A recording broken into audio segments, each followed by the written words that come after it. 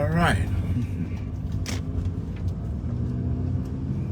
I have finished my appointments and I'm just currently driving to Niagara Falls.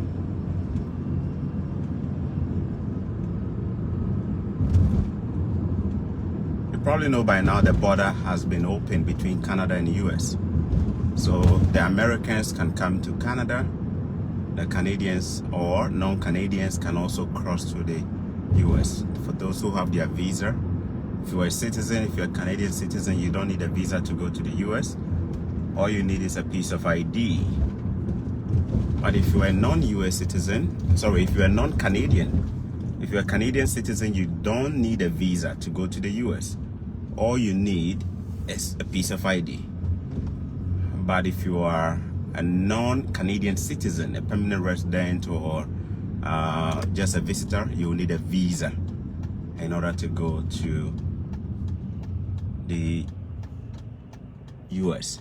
The border has been open, so travel between the two countries are flowing. All right, making the left turn here.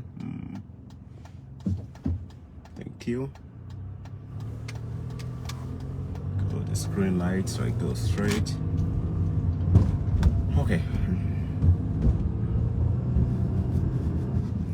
I tried getting an appointment today to fix my muffler. There is a leak on my exhaust, so it's making the engine sound a bit louder. It is difficult. I haven't gotten an appointment today, so I'll book another day to get a mechanic to check the leak on my exhaust. All right, I'm joining the highway now. Forgive me if you are hearing the loud sound of my engine, or my accelerator. It's just a leak. There is a slight leak on my exhaust that needs to be fixed. I am merging to the highway. Okay. So in case you're wondering, where is this guy going? He's on his way to Niagara Falls. Which city am I currently in? It is the city of St. Catharines. The city of St. Catharines. And I'm on my way to Niagara Falls. And I'm currently on a highway. A 3-lane highway.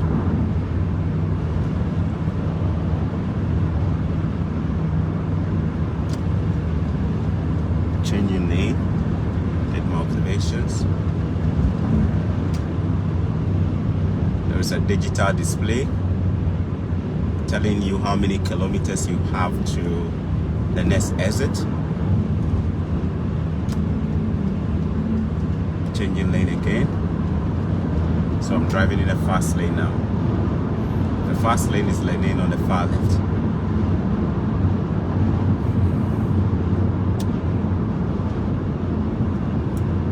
I'm about to go on the Skyway.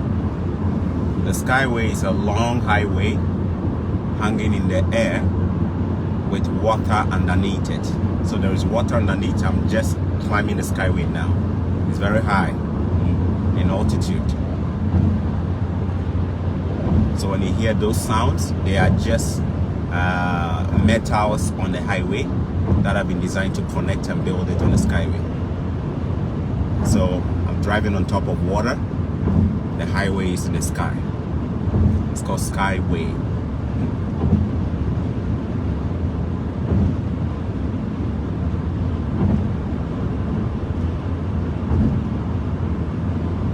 So 3 lanes on one side of my traffic, and then beyond the wall on my left hand side, there is another 3 lanes that come in this direction going to Toronto. I am heading to Niagara Falls. Those beyond the wall on my left, they are heading back to St. Catharines on Toronto. I am currently descending the Skyway, so you can see it looks slopey downwards.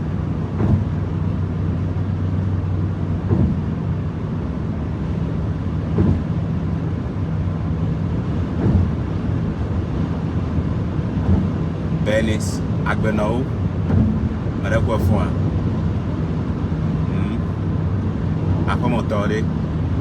I hope you're fine. Everybody home is doing good. Venice. say I'm a phone.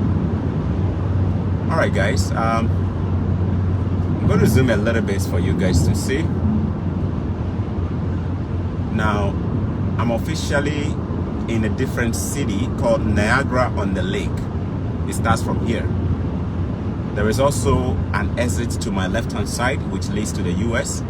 So I want you to consider focusing on the display board. You will notice it says Queenston, Lewiston, USA. So assuming I wanted to go to the US, the border is just right here, about 5 minutes away. I could have kept on my left lane like this, and I would just go into the US. The US is just 5 minutes away from here. There are 3 border points to enter, or entry points to enter the US.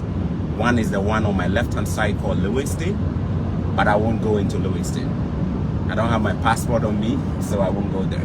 So I'm going to change lane, so I don't end up going to the US. I have to change lane. Good, blind spot, check. Good, I did a lane change. If I did not change lane at this point, I would have had no option than to enter into the US. So Lewiston, Queenston on the left-hand side, you can see that. All right, now I'm going to another. There are 3 entry points to the US within the Niagara region.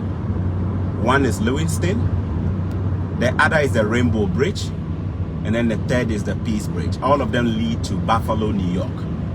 All of them lead to Buffalo, New York. I just passed one of them on the left-hand side. But where I'm heading now, there are 2 more border points. I won't get close to the border. Reason, I do not have my passport on me. I could try going there, except I won't enter the US, and I'll have to just turn around at the border and just come back to Canada again. But I wouldn't want to even do that, so I don't have my passport. One of these days, I will actually drive and do a road trip to the US, where to allow you to see how it is like when we are going from country to country here. It's so easy and so fun going and crossing the border, right? The last time I traveled in Africa, I didn't like the experience. Traveling in Africa is like hell, especially if you are going by road. I went to Nigeria and I went through Togo. From Togo to Benin, Ilakonji, Aflao border. Then from the Aflao border, I entered Togo, drove along the sea or the water body there, nice view, and got to Benin Republic of Benin, through Ilakonji. The border there is called Ilakonji, between Togo and Benin Republic. And then from there, I connected to Nigeria. All of this by road. Semeboda. My biggest regrets were, my biggest worst experiences were at the Togo border, Togo-Ghana border, and Benin-Nigeria border. Those places were hellish. The things I went through at Semeboda, I wish I don't even have to speak about it. It's horrible. Traveling within Africa is not even easy. Yet we call ourselves an ECOWAS community in West Africa, and we don't even have safe, smooth, organized traveling between countries. Why must I get to the border and be extorted with basically every 1 inch you move, somebody is controlling that territory, trying to extort money from you? Why? It was so horrible. It made me, I won't blame it on Nigeria. I blame it on the management of our economies. Why should we have travel looking so bad? Yet, when you go to developed countries, when you go through the border, it's so easy, seamless process. When I get to the US border in Canada, I don't even have to get out of my car. So guys, watch it. One exit is to the right. Buffalo, US is there. That is the Peace Bridge. But I'm actually keeping to the left to allow me to enter to Niagara Falls, USA, and then Niagara Falls, Canada. So Niagara Falls, USA is on my left, which is the side I've kept. But I could have kept to the right-hand side to go to another city called Fort Erie. Fort Erie is the last city in the Niagara region by the US border. But I'm actually coming to Niagara Falls, so I kept to the left-hand side. All right. My experience at the Semeboda, I don't even want to talk about it. I got slapped. I chopped a dirty slap at that border. One man wanted to extort my money from me. I told him I didn't have money on me, and he said I had the money. The gentleman who was on the motorbike, who was supposed to help me cross the border safely. He was the one telling me he will lead me through the proper procedure. And he's from Benin. When we got to the border, he pretended he could not speak English, only to get me to ride on his motorbike. When we got to the border, he told the Nigerian counterpart that, oh, I had kept the money inside my socks. So these guys wanted to pull the money from my socks. And I said I didn't have money. So quickly the Benin motor rider told them that I've kept the money there, and he exposed me. Somebody who was supposed to help me cross, it was actually the one who walked me straight into the Nigerian counterpart. And they tried extorting all my money. When I proved a little bit difficult, guys, you won't, like, that was the last time somebody has ever slapped me. I chopped a slap. Yes, Choco Millionaire was slapped at the Nigerian border. Just because these guys tried extorting money. You guys can tell I have a bit of Nigerian accent. That did not even save me there. They still extorted money. Is that how we want to run our borders between our West African countries? Anyway. All right, so pay attention to what we have on the screen here. On the screen, it says downtown to Falls. You can go straight. There is also an alternative route to the right. I'm going to go straight. I'm officially in Niagara Falls, Canada. I am no longer on the highway. I'm within the city now.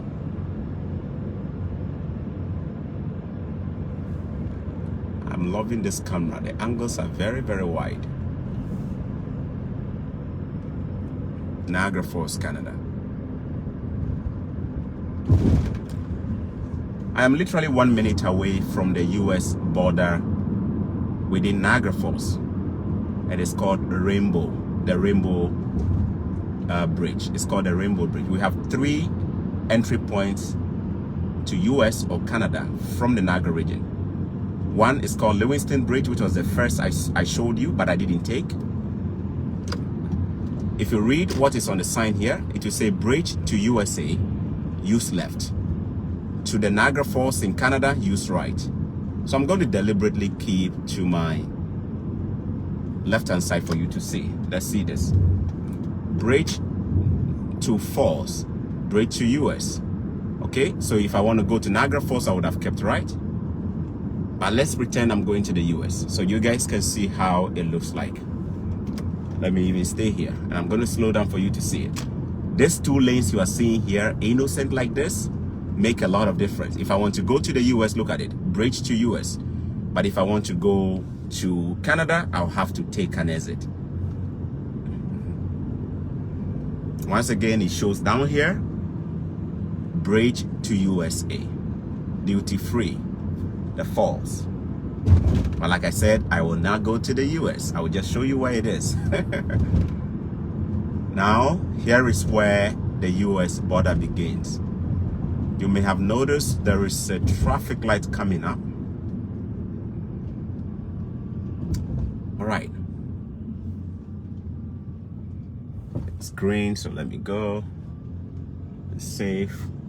Good, good. Guys, so here is it. If I wanted to go to the US, I will make a left turn here.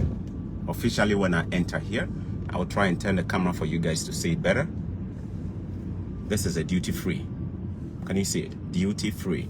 That is the US border right there. I can't go any further. That is the border right there. It's literally hanging on the side there. If I had entered, it would have just taken me to the US. But I am not entering. What am I doing? I'm staying right here. Good. Good. So I'm staying right here.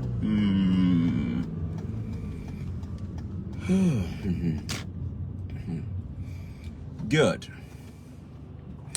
Let me see if I can get out and go and shoot a bit of a video there for you guys to see. So let me put on my mask. Where's my mask? I'm gonna get out. No parking. If I park here, they're gonna tow my vehicle away. If I park here, they will tow my video. They will tow my car. Let me see if I can. No, I can't be here for long unless I'm doing a drop off. Guys, I can't park here. I wanted to step out and go. I wanted to step out.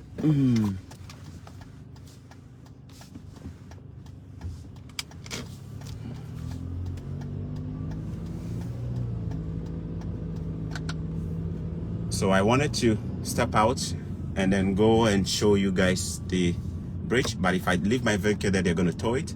So let me go ahead and make my left turn. The gap is good. Good. Good. Now, this is Niagara Falls.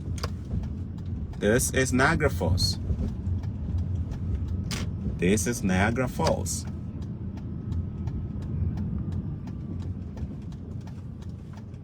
That is the falls you're seeing right there.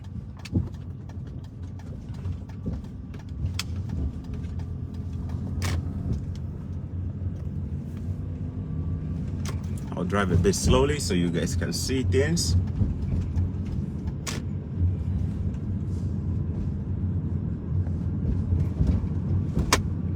Yesterday, there was an accident here in Niagara Falls. A vehicle drove into the falls. I don't know what these people were doing. I understand the people, the driver also, they are from the US, but for some reason they drove inside the falls. Like the vehicle entered the waterfall. Can you imagine? I understand there was a casualty. One person may have died. If you Google it, you're going to see it. The video is on YouTube. The car actually got submerged and then they got rescued, but I think one person died. So this is Niagara Falls. This is Niagara Falls. You can see the water body there, the waterfall on the left. Then we have a lot of attractions with a casino.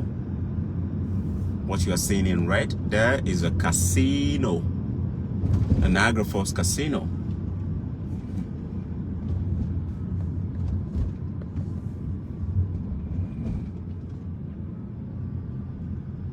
It's very cold, so we don't have a lot of people here.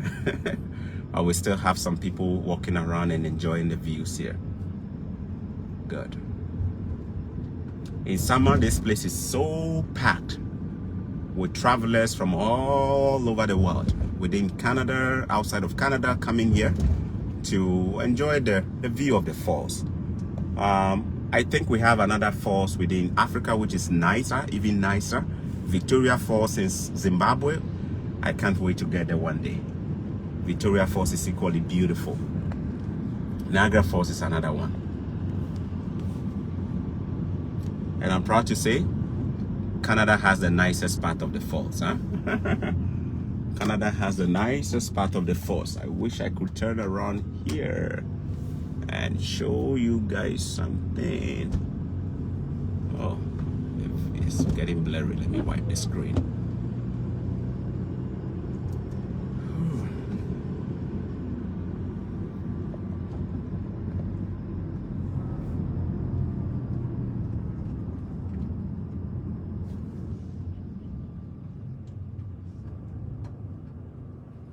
Niagara gave me admission last summer. I forfeited because I did not have the fee. Sorry about that. Good.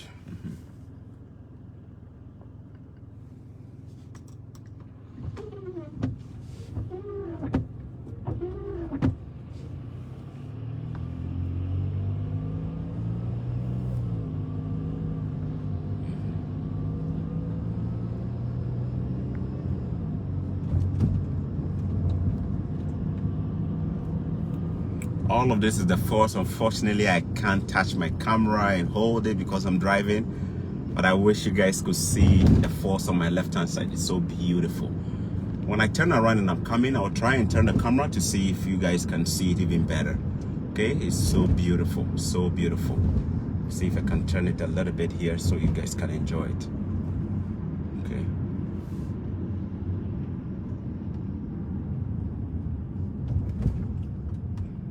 Niagara Falls is a tourist site. It's a tourist city. People come here a lot.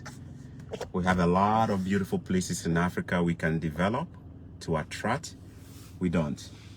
We have beautiful oceans. The Gulf of Guinea. We have beautiful oceans in Accra.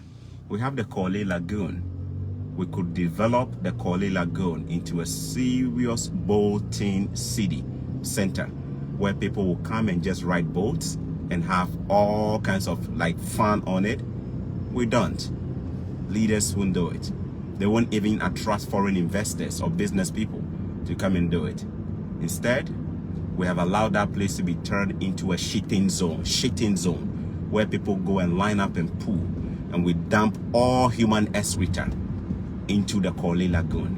No vision, visionless continent, visionless, clueless leaderships across Africa. God has blessed us with everything natural, and yet we can't.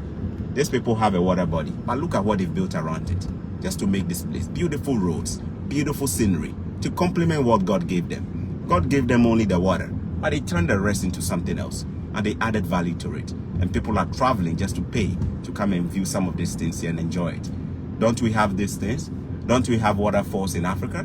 Don't we have Boti Falls? Don't we have Lee Falls? Don't we have Korle Lagoon? Don't we have river this, river this? We turn it into Galamsey and we sell it to the Chinese. And oh, anyway, let me not deviate.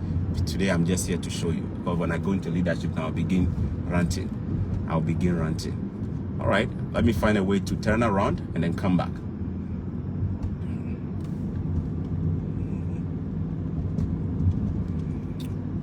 I'm getting to one end of the falls. I am looking for an opportunity to turn around and come back now. Bus crossing when flashing. Slow down. Buses could be crossing. No left turn here, so I cannot make a left turn. That's what it says here. You can't make a left turn. Let me rather go here. I cannot also enter here. You can't enter here. So let me see where I can go here. QEW. No, I don't want to go to the QEW. If I go here, I'm going to go to the Queen Elizabeth Highway. I'm going to turn around at some point legally. Notice where the law says I can't make turns there, and I obeyed it, the law. Now, it is up to me to pretend I didn't see it. If I pretend I don't see it and I do it there and they catch me, they will refer to this. Say, did you see it? If you say no, they say, sorry, your eyes are not too good. Unfortunately, we have to give you the ticket. Good. What do you think about York University? York University is a very, very good university. I think I applied to York University, but I did not get admission there. It is pretty competitive. So if you're applying, make sure you have a first class. If you have a third class, second lower, there is a good chance you will make it. York University is a very competitive university. University of Toronto, York University, these universities are very competitive. You want to make sure you have an extremely good first class, okay? An extremely good first class. An extremely good first class. All right, a police car just passed me by. I have turned it in such a way that you guys can see. I hope it is helpful.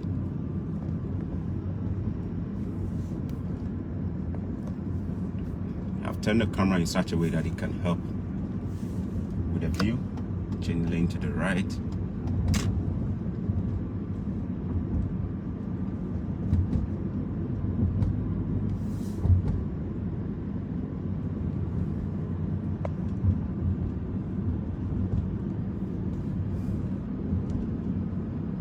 This is the border between US and Canada.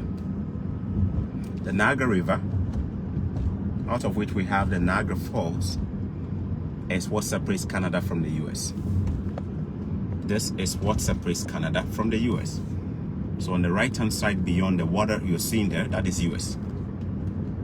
That is US right there.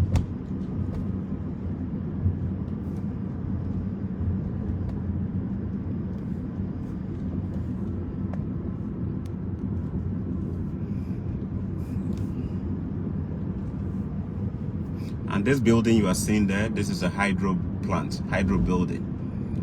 Niagara Electric, whatever, like they produce hydro. Yeah. And they've made it so difficult to park here, guys. You can't find a place to park. Oh, listen to it though. You can't even find it. They've blocked almost every possibility to park a vehicle. So nobody can mistakenly you can't. It's impossible. You can't even park here. They will tow your car away whilst you are inside there. No. You can't even park.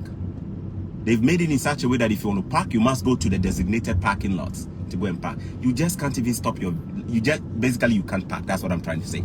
You can't park your vehicle here. You can't. You just can't park. So what I'm doing is just to drive around because I can't park. If I want to park here and enjoy, can you imagine the traffic that this will cause here if everybody is parking? They know it already, so they've eliminated the possibility of parking here. They've eliminated it completely.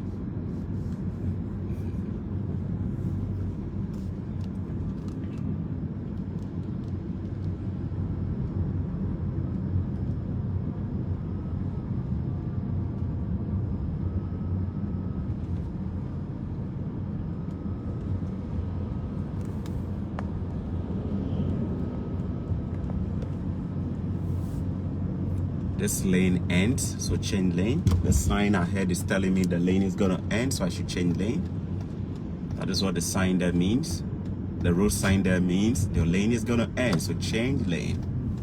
See the falls. Can you see the falls? Can you see the water there? And can you see that bridge? That is a bridge that I would have walked on. Oh. People walk on that bridge to go to the US. That is the bridge separating US and Canada. You can walk on it, or you can drive on it. You can walk on it, or you can drive on it to enter the US. That is US on the right hand side. So these buildings you are seeing there, those are in the US, Buffalo, New York. Buffalo, New York.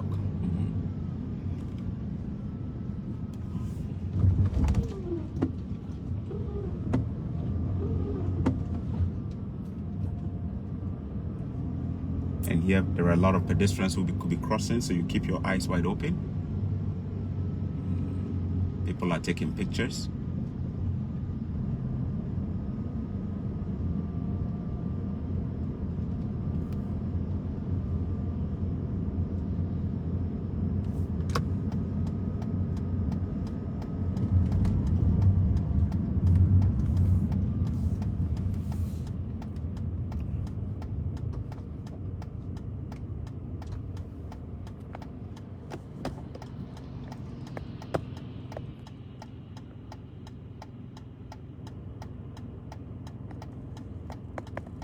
All right, I've pulled over just so I can shoot a bit of the water.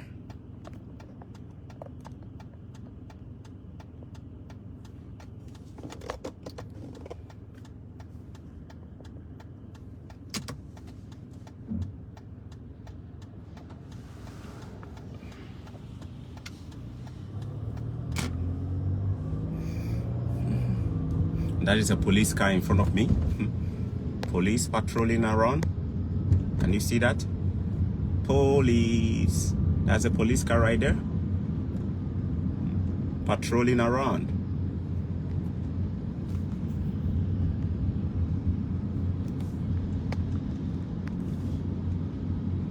And that is a sky wheel. That round thing you are seeing on the left there, people are inside. You pay money to go inside, and then it wheels you around. The bridge connecting Canada and US. It's called the Rainbow Bridge.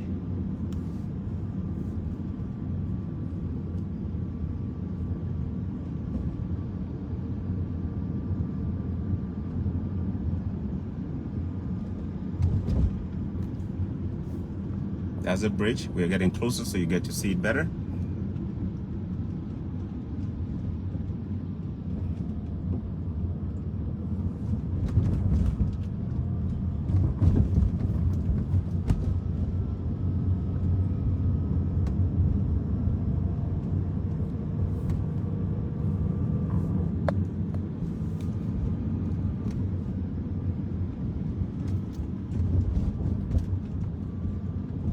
So Canadians can just walk on top, or people with a visa can just walk on top.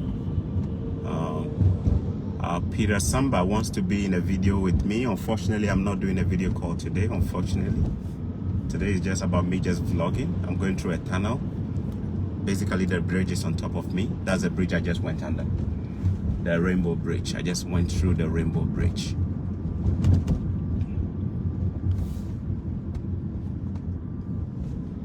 I'm driving along the Niagara River, separating Canada from the US.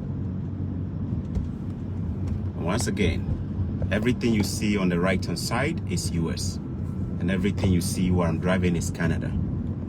Everything on the right hand side is US. Beyond the water body there is US. And this side is the Canadian side. There were a lot of Airbnbs here. There were a lot of motels. There were a lot of big 5-star hotels. The ones on the left are all like suites and small motels.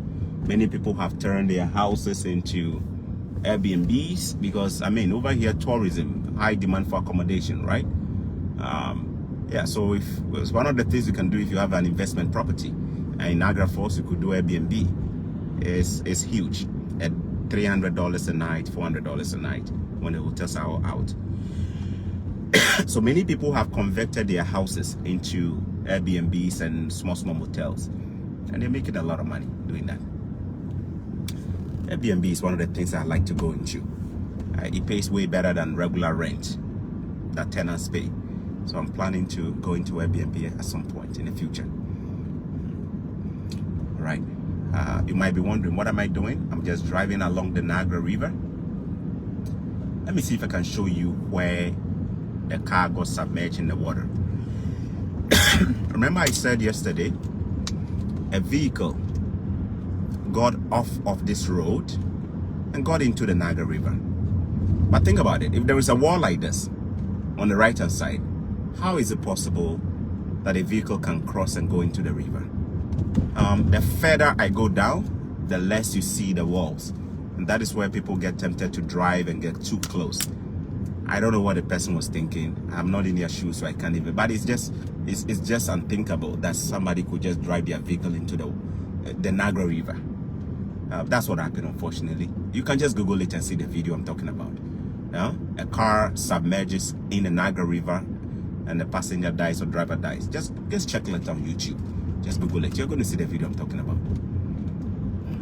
They had to use a helicopter from the US side. They use a helicopter, the border guys, the border patrol or whatever. They used a helicopter to go and airlift one of the passengers, and the other one was actually dead. I think one survived or something like that. You can look it up. Let me come and park here and see if we can shoot a bit of something here. Can I get a good view here to shoot? It won't be the greatest, so let me go. I wanted to park here, but I don't think I'll get a better view. Ramada. It's a hotel. Ramada. The first time I saw this hotel, I was pronouncing it Ramadan. It's Ramada. I don't know if it's owned by. Anyway.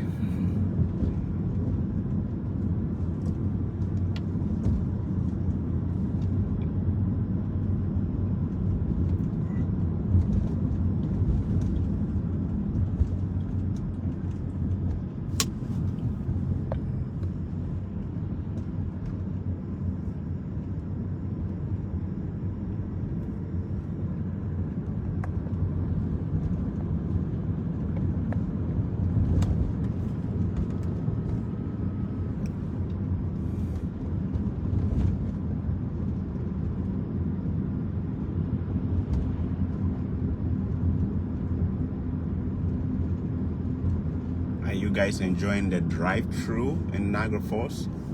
If it's boring, please feel free to write down there as well. From here, I'm just going back home. I live in a different city, but I just decided to drive through the Niagara.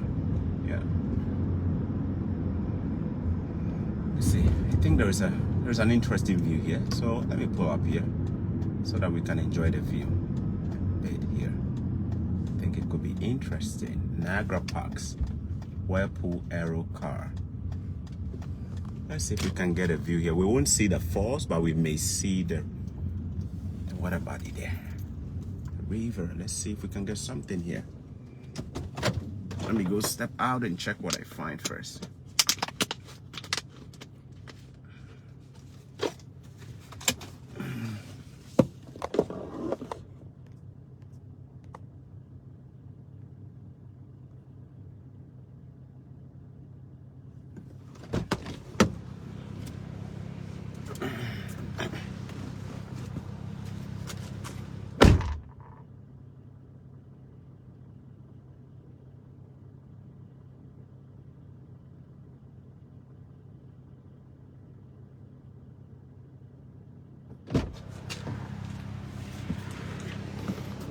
it's way too deep. I won't. It's not. I don't know. It's way too deep. I wouldn't like to do a video there, so I'll just drive around.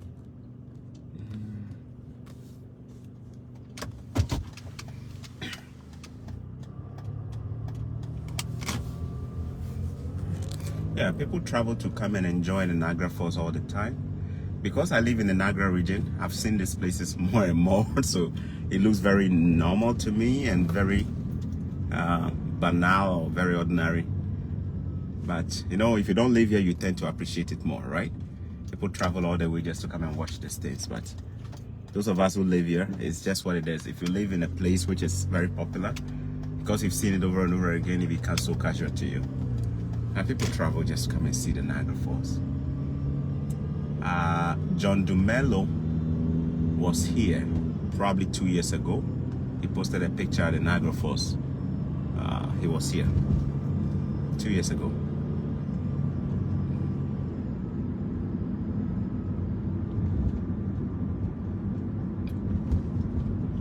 There is an interesting place ahead, so let me see if I can drive there and show you that place where we have the Flora Clock. The Flora Clock and the Botanical Garden. It's down there.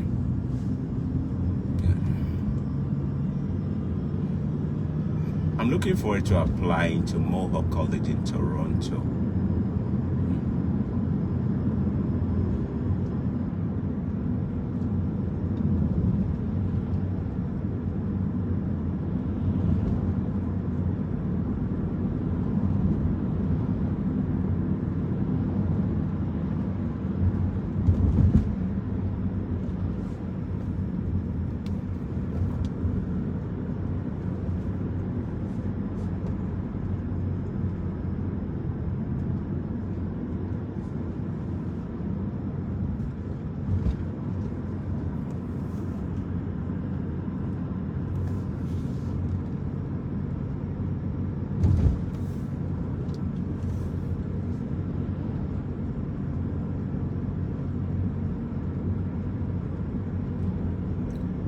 Joe Bruce, life is good. Life is good is LG, yeah?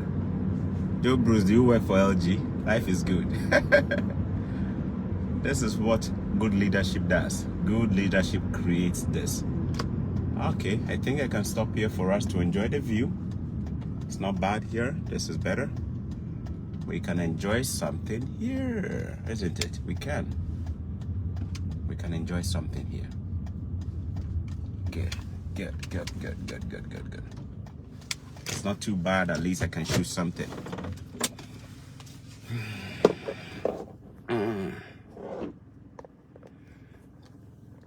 Oluwatoyin says it feels as if I'm already here. As for you, you're already in Canada in your spirit, eh?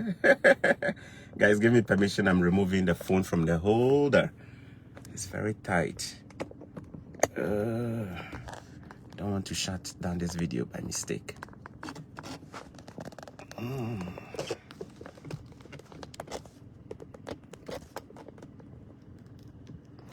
Good. I got it out. All right, let me see if I can shoot something. I'm out. Okay. Now they have a trail down there for people who want to walk. So you can actually come and walk down there, walk your dog. Some people come here and they walk their dogs all the way down. And this is the point that cars have to be. So you see, they've built a barrier here so that your car does not go beyond. So this is the place where you would have parked your vehicle without paying. Here, if you park, you don't have to pay. Up to 6 p.m., right? Look at it. It says here, free parking. You see? This is what it says here. Free parking. The green means you are allowed to park. If you see the green, it means you are allowed to park from 6 a.m. to midnight. Niagara Parks Authority says you can do that. So some people will park here and then they will walk their dog, right? They will walk their dog along here like this. Or they will go for a hike or just walk around and enjoy the view. And then that is the Niagara River there. The Niagara River is what goes all the way and then it gets more intense on the other side and it turns into the falls, right? Now, whatever you are seeing on the other side there, that is the US, right? Those buildings you are seeing there, let me zoom them. That is the United States there. That is Buffalo, New York. Buffalo, New York. Okay, that is Buffalo, New York right there. Those buildings there. That's US. Now there is also a zip line here, guys. Zip line. You know what a zip line is? Fun, huh? Have you gone on a zip line before? Has anybody gone on a zip line? I don't know. We have a zip line here too. So let me zoom this out a bit. All right. Oh, why is this thing not zooming? Good. Zoom out. Good. I'm good. I'm good. And then there is a golf park. There is a golf park right there. This is a golf park. So people come and golf. Like all what you are seeing across there, that's a golf park. So you come and then you can see the name here. It says Niagara, let me see if we can zoom it. Whirlpool Golf Course, Niagara Parks. So you can actually go and golf there. All right.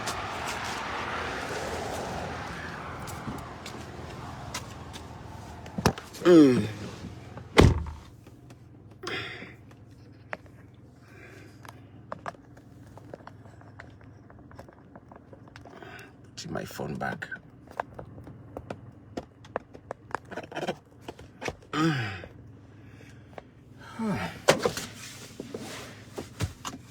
Yeah, this phone holder has helped me a lot, huh? It's made my life much easier for me. It does the job.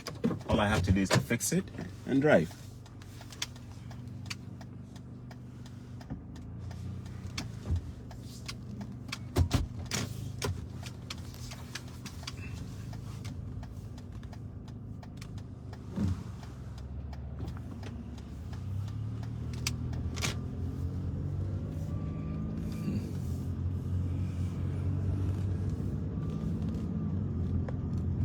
And this things here you're seeing is not for just Canadians. It's for everybody living in Canada.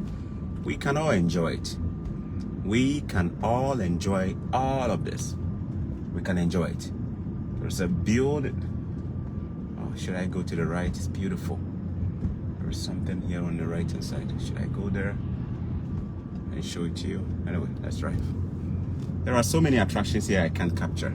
But the golf course here is one of the most beautiful in the region. Like, it's huge, long, beautiful, exotic, close to the falls.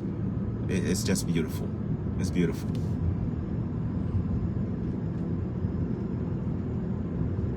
The sign on the right says potential deer. A deer could be crossing, so be on the lookout. They even warn you if there is an animal that can cross. Back in Africa, if there is a pothole that is going to kill you, they won't even warn you. Yeah. They will let you drive and they go and drop yourself into it. There was a big pothole that was going to kill Ebony. Nobody put a sign there telling her the road is bad there. There was no sign. If there was a sign, perhaps the driver would have seen it. If they had put a sign way ahead of time telling drivers that the road is bad at that side, perhaps nobody would have died. And because we live in a dysfunctional country and continent, nothing is done. When road is bad, nobody puts signs.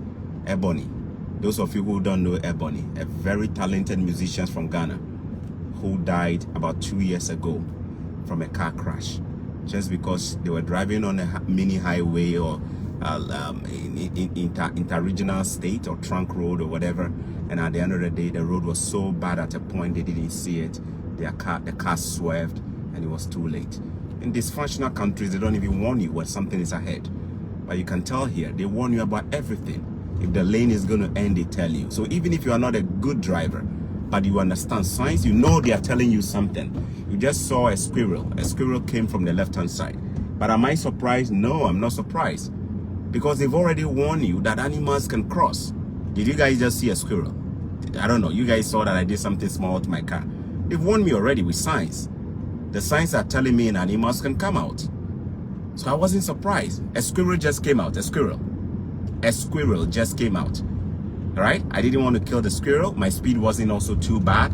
I knew I could regulate my speed without killing. But of course, if my speed was too bad, I wouldn't have thought about the squirrel. I would have just run over the squirrel. People run over squirrels all the time. right? If for safety, you have to do it, you have to. But if you have enough room to control your speed, you can. They even warn you. They put signs at places where there are animals. They will tell you that you are approaching a place where animals can come out of the forest. So just be on the lookout. They warn you about everything. They don't surprise you. They don't surprise you. They don't surprise you. I'm from Ghana. We don't want people about bad roads. We don't even tell them about it. If the road is bad, we are on our own. If the road is good, we are on our own. If there is a manhole, we are on our own. If there is a place where people can go and die and kids can go and die, nobody takes responsibility. Nobody mounts a sign of safety. Nothing is done. In our schools, we don't even have first aid. So anyway, when I talk, some angry losers are going to be here and saying you like comparing and running down Africa. Why should I not run down Africa? What one thing is working so well there? Tell me. What is the one thing that is working so well that I should be? Tell me so I can talk about it. Is it Bollywood? Is it Nollywood? Is it Nollywood that is working so well? Or is Gallywood? Or it is Kumawood? Or it is Kantamanto Wood? Which one is working well? Tell me about it so I can talk about it. Which one? Which one thing is working so well? Tell me about it so I can talk about it. Those of you who don't want me to compare, tell me about it.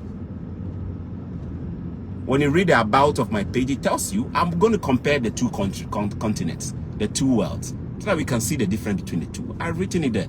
So don't pretend that you did not read it. Do not pretend you have not even read it. I've actually told you that is what I'm going to be talking about. I'll be comparing the two. I'll be comparing and contrasting. If you get offended by me comparing, just tune off and go and watch Adum TV or go and watch Mackenzie comedies. If you get offended, tune off and go and get some pito and drink. I'll keep doing this kind of comparison to open our eyes so that you know that when we travel and we see things like this, we are supposed to take lessons of wisdom and improve our own lives with it. That is how it's supposed to be. That is how it's supposed to be. That is how it's supposed to be. We don't just travel and go and see all of this and we come back into our village republics, village banana republics, and we just sit in. Life goes on. Say Africa, where everything goes. Africa, where anything happens. Come on.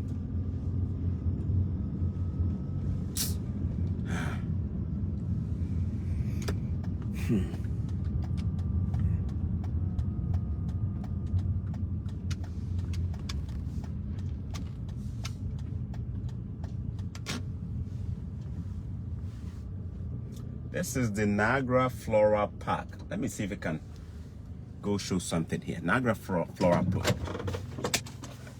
They have a flora clock here. Let me make sure that is what I'm looking at first. Is that it? Yes, that is it, I believe.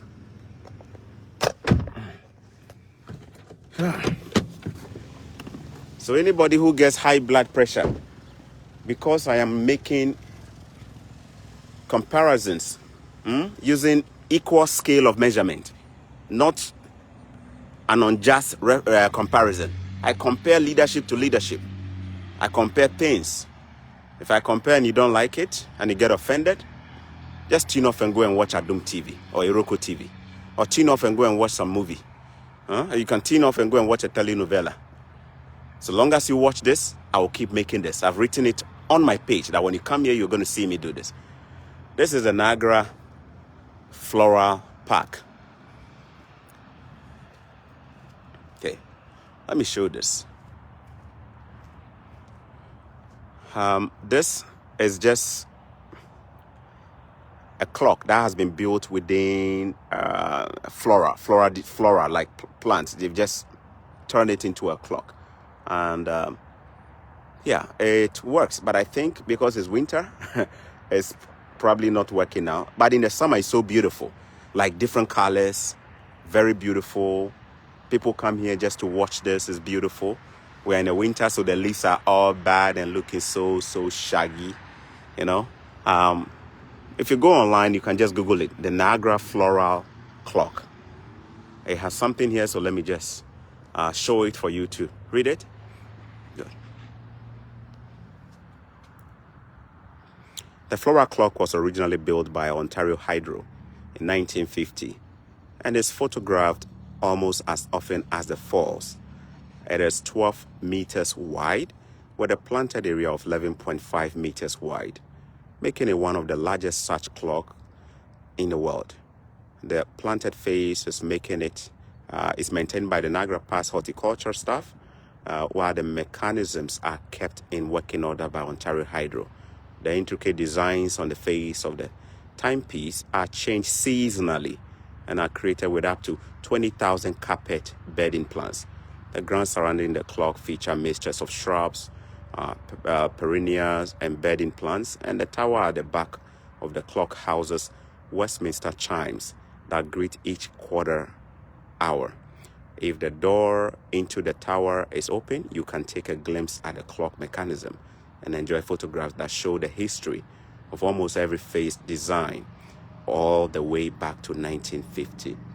That is close, so I can't go in there. I would have been able to go in there, but this was one of the places I visited when I first came to Canada. When I first came to Niagara Falls, it's so beautiful, guys. In the summer, it's so beautiful because, you know, in the summer, that is when the leaves are all back. Right now, because it's winter, everything is dead, right? So it doesn't look so beautiful. But if you want to get a good picture of how it looks like, you can just Google the Niagara Floral Clock and you see how it actually looks when it is in summer. This place would have been so packed, and you see a lot of people here.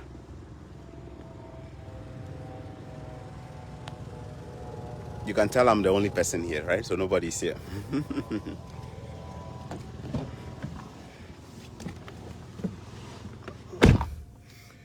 Okay.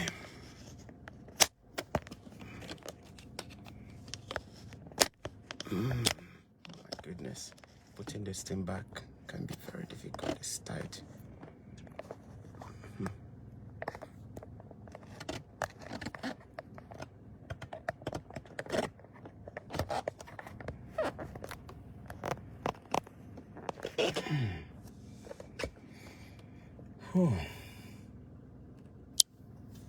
Wow, I'm not sure, but I think the iPhone is it's made my life much easier. Remember how I used to shoot my videos in portrait, and then when I post them on YouTube, they look very funny. Now all my videos are in landscape, so it's actually good. The quality of the videos are also good, wide angle, and the zoom is incredible. The zoom is incredible. Observe. All right. There's places you are seeing here like this. Look at what was written on the paper. Oh, I cannot go out from here. There is an arrow on the floor. Can you see that? The arrow says you can only come inside from here, but you can't go out. So let me go and use the other side to get out. Yeah, this place is a place of discipline. So we don't say, oh, nobody's watching, so use it. If they pull you over, they will always ask you, did you see that sign? And you are likely going to say you did not see it. And then they'll say, oh, sorry, too bad. You still have to get a ticket for driving on the wrong side of the road. Okay?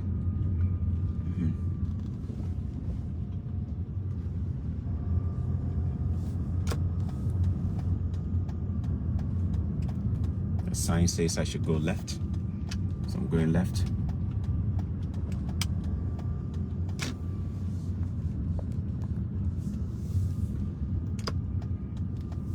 Sign with a line, so I stop behind a line.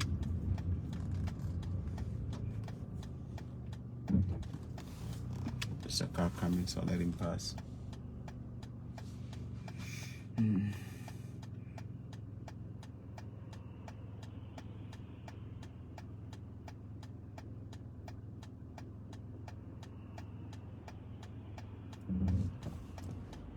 If you know anybody who has traveled overseas and they are experienced drivers, ask them. They will tell you when they come here.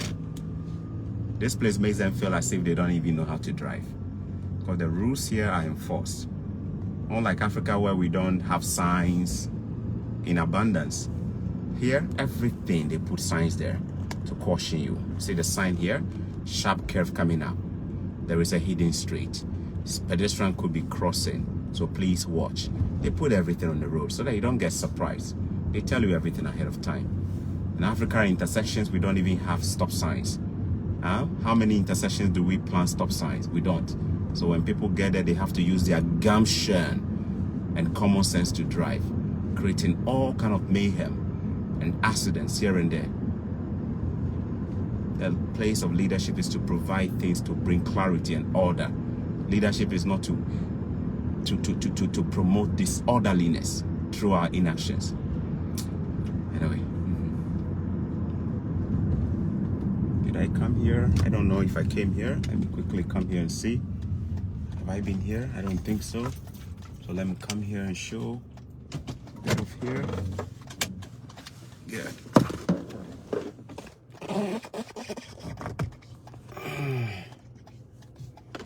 You can see some lovebirds, old man and an old woman enjoying the life, taking pictures.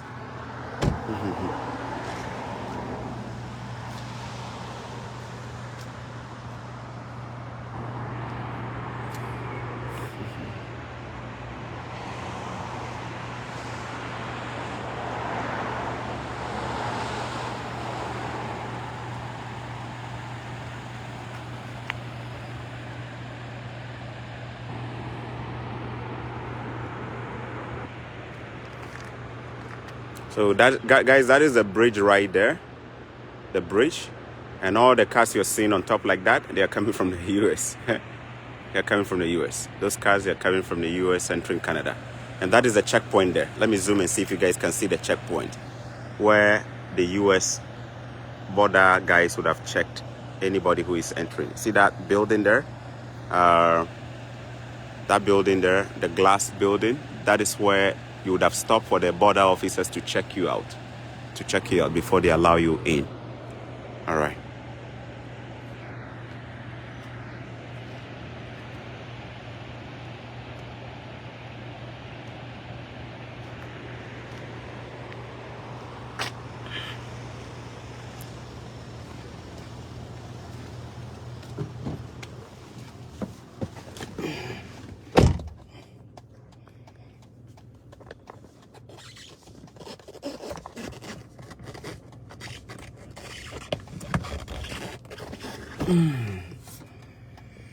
You have got wider roads over there. Also, I can see you have less runabouts here in UK. We have too many runabouts. Yeah, you're right. In Canada, we have wider roads. That is true. The most probable reason could be because we have a lot of land. UK doesn't have a lot of land, so they are managing what they have. Remember, I did a video and I said that the UK is choked. The UK is choked. Why did I say that? Because the population density in the UK is crazy. UK is nearly 70 million, correct? Is that correct? Let me know if I'm right or wrong. The UK is nearly 70 million. Of course, it's not fair for me to compare UK to Canada because the UK is a collection of countries. We have England, we have Ireland, we have, name them. We have countries making up. But the truth is that the landmass of the entire UK is too small. But yet there are so many people living there.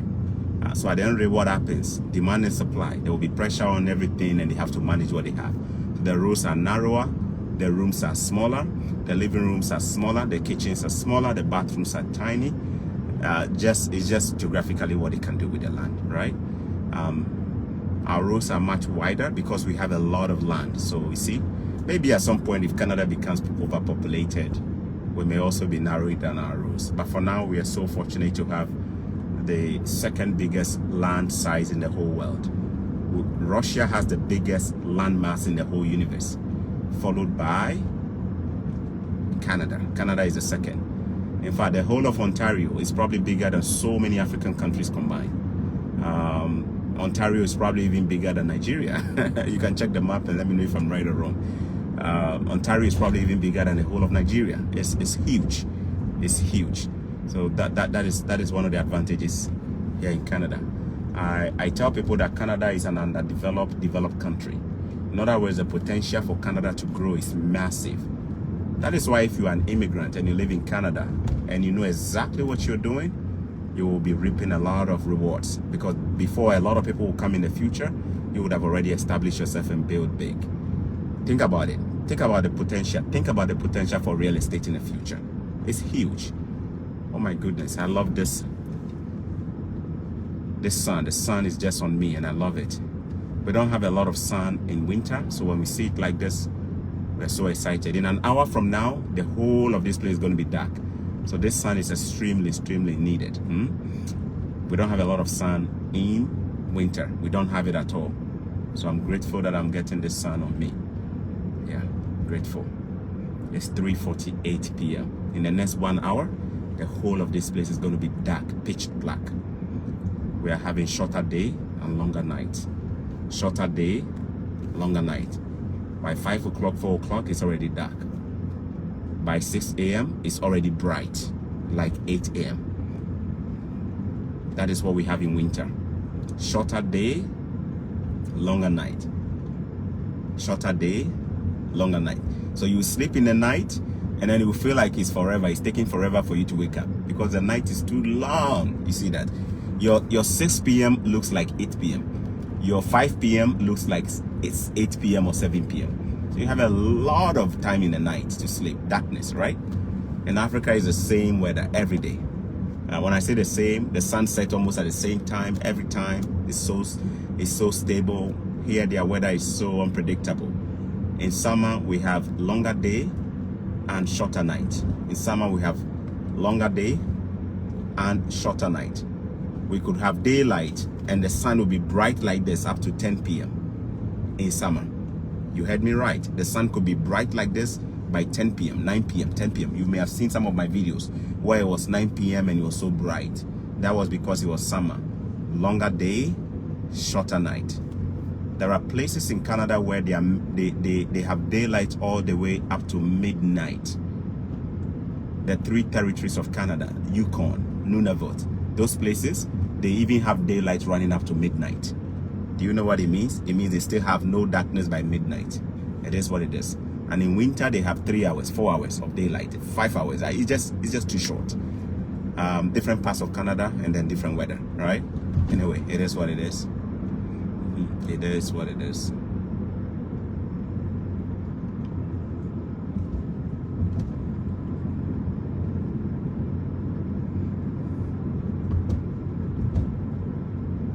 We don't have a lot of runabouts here.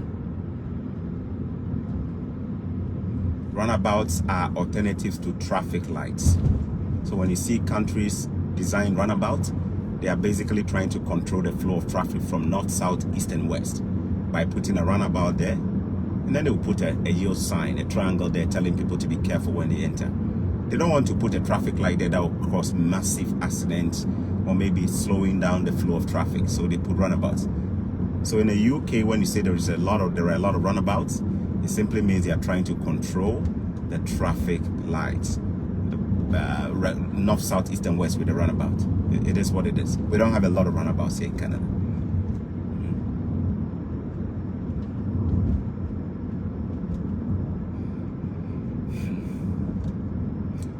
I am returning to the falls, and I'll go on the Clifton Hill, and I'll just drive in front of the casino. And then after driving in the casino, we'll call it a day for me to return and go and pick my daughter.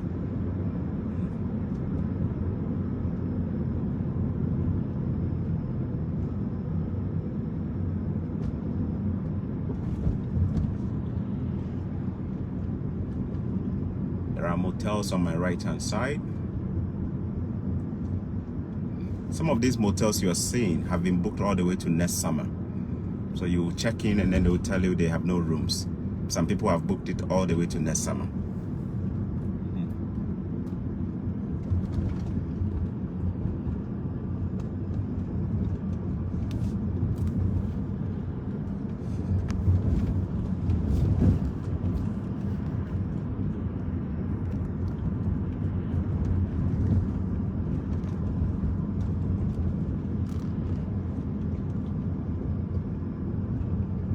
Nana Kwabena Asamoah, senior, I just say, I just love you, man. Choco Millionaire. Thank you so much, brother. Appreciate just trying to be real. Thank you. Me and Nana Kwabena Asamoah, we go way back. I first met him in junior high school when we were doing a science project, and he was part of my team. He was from a different school. I was also from a different school, and we got the privilege to be selected to participate in the project and represent our circuit. That was how I got to meet this man. and life has connected it again, has connected us again. He found my channel, and since then we've been in touch. My regards to your wife, Nana Kwabna. God bless you.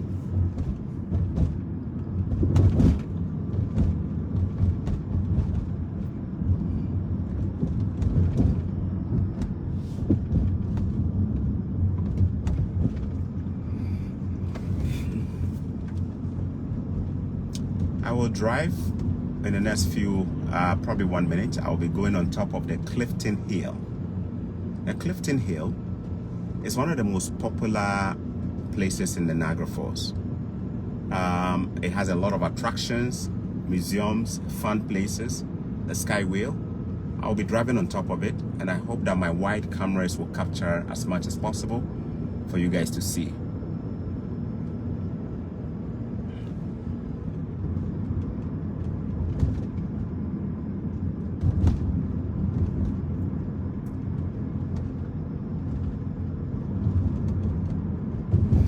I want to know from you, if you live in a country where traffic is flowing like this is your regular city life, driving around like this, will you have a reason to complain? Tell me. Will you have a reason to complain? If you live in a country where when you pick your car, you can drive around like this without having to go through crazy traffic, will you be happy? If you live in a country where they don't have to block the road to do social activities like we have in Choco, I don't know if they've stopped doing that. In Choco and other parts of Accra, there is a culture among the people there. I will not say the gangs. I will just say the people there. Just so those who are gangs don't get offended. Where people will block the street. They will block the street like this one. They will block it. Mount canopies and do funeral. People will block the street and do outdoor naming ceremony and play loud music on the public street. Somebody should let me know. Are they still doing that there? My people in Choco, are they still doing that? My people in Bukom, are they still doing that? Are they still blocking roads to do funerals? Are they still blocking the streets to do outdoorings and naming ceremonies? Let me know. If they are still doing that, the problem is not the people. The problem is whether the leadership of these cities are seeing this. And what are they doing about it? I always say the blame is always on the leader. Because when the leaders sleep, the people will mess up. When the leaders sleep, people will mess up. The problem is not about the people who are doing. We say, remember what I said. Like human nature is such that citizens will always be in discipline. Citizens will always be. Me like this, if they give me the chance, I will be in discipline. That is why the laws are meant to put me in order. That is why they are supposed to enforce it, to put me in check. We all have the tendency to mess up. You see, the people of Choco, the people of Bukom, the people of Jamestown, the people of Ajebule, the people of name it, whichever, Mombasa, wherever. We all have the tendency to mess up. The people of New York. You can even see the Americans, huh? Clifton Hill. Can you see the name? Clifton Hill. I'm about to make a right turn to go into Clifton Hill. There's no pedestrian. I've stopped behind the line so I can proceed to climb. I'm about to climb the Clifton Hill. Did you see what the Americans did when the election results was announced? They went to the Capitol Hill. They almost hijacked the whole place. So, and some people were watching. Say, are these the same Americans that we respect so much?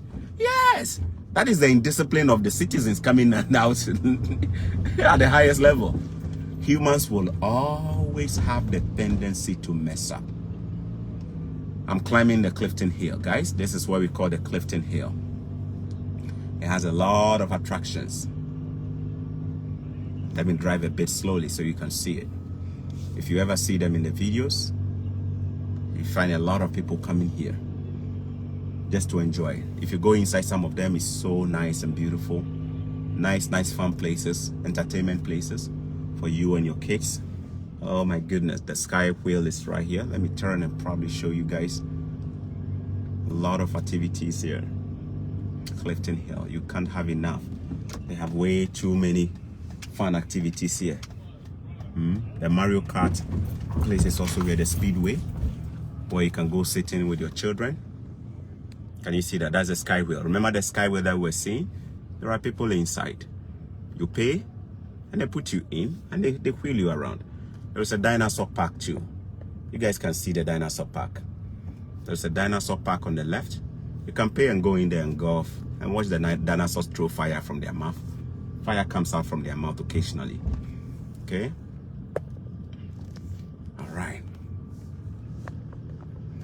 I'm not sure if they have opened the parking. If I go in, I have to pay. So I'm going to find a way to just turn around so that I don't have to go and pay to park. Okay.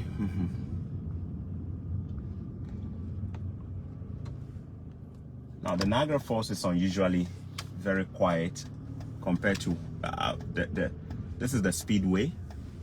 Let me show you. This is the Mario Kart speedway. This one you're seeing here.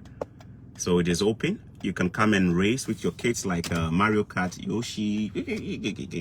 You may have seen me do a video where I showed some people were there running and enjoying it with their kids. Okay. Somebody is asking, Ajarina Tanya, how do I become a top fan? A top fan is not determined by Choco Millionaire. It is determined automatically by Facebook. I have never controlled any of my followers becoming. In fact, I only see it display on your names. You can Google and see how these things are done, but I think it has to do with a few things. How often you watch my live videos, how often you share videos, how often you comment. Some people may watch, they may not comment, they may not share. So it's very difficult for these people to become top fans, right? Normally the people who are engaging is based on engagement. So if you are very active on the page in terms of sharing, liking, commenting, posting, anything that you do on the page could make you a top fan. I do not control these things. I must be honest. I don't control them. I have never touched. In fact, I have never. All I see it displays on you. Okay. You can also Google it and see what it means. Yeah.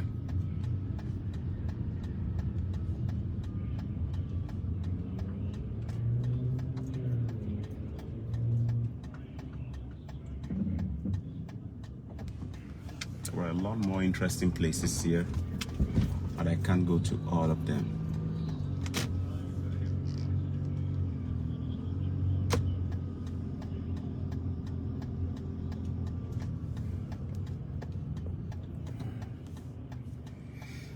Whew.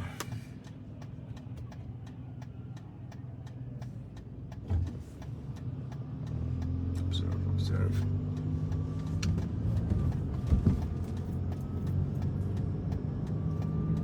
The sun is on my face. I don't know if it's affecting your ability to see. I love this sun. We haven't seen the sun like this in a long while since we had the cold weather started. So it's pretty nice. It's pretty nice. All right, I'm on Clifton Hill, guys. There are a lot of motels, a lot of hotels, a lot of attractions, fun places here. I'm gonna make a quick stop at a casino where you have a lot of people go try to win free money by being lucky. Some people go there and they gamble. A lot of people have gambling addiction.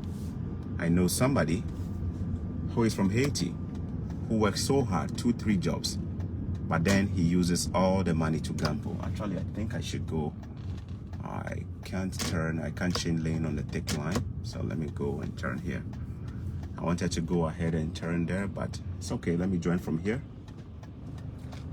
So I know a gentleman, a black guy, who works 2-3 jobs, but then at the end of the weekend he's broke. Why? After working and making his money at the end of the weekend, when he gets paid, he will go and use the slot machine to go and gamble, hoping to win $1 million in jackpot, hoping to win some crazy money. The casino is for people who believe in gambling. I don't believe in gambling. I've never gambled. In my adult, when I was a child, I gambled a little bit when I was a child. We used to play blackbo. Guys, how do we call blackbo in English? I don't know the English word, to be honest. Blackbo. Those of you who are guns, can you show me can you tell me the English name for blackbo? Table football. You know that kind of football that is made with metal players, like metallic players? And then this place is like a parking lot, so let me turn around, else I'll have to enter the parking lot. Okay. Skylon Tower. That's the Skylon Tower right there. Skylon Tower. Good. How is blackbo called in English? I don't know. Somebody should show me. blackboard, metallic players on a board like a table where we stand and play and we score each other. I used to do that, and we used to bet. We used to put money on it so that whoever win will take the money. We used to do that. We used to put money on few things when I was growing up. I used to do a bit of that, gamble, kids, like teenage stuff. I did a bit of that. I did a lot of that. But in my adult age, I have never gambled. I believe in working for everything. I don't believe in wishing money, so I don't gamble. Some people make a lot of money on weekly basis, doing taxi driving, doing any work, but unfortunately some people will go and blow it on gambling. Gambling is when you try to create wealth or get money using luck. Wealth creation has nothing to do with luck. It's all about discipline and consistently building on the foundations of wealth creation. Nobody has been able to use lottery or to win a fortune and maintain it. Often at times the people who use gambling to win monies, they don't even have the capacity to handle the money. So they'll blow all of it on women, on strippers. They will go to the strip clubs. They will do this. They'll blow it easily because they didn't even work for it. It was just a jackpot and it happened. This is a casino. This is a casino. I'm about to turn into the casino.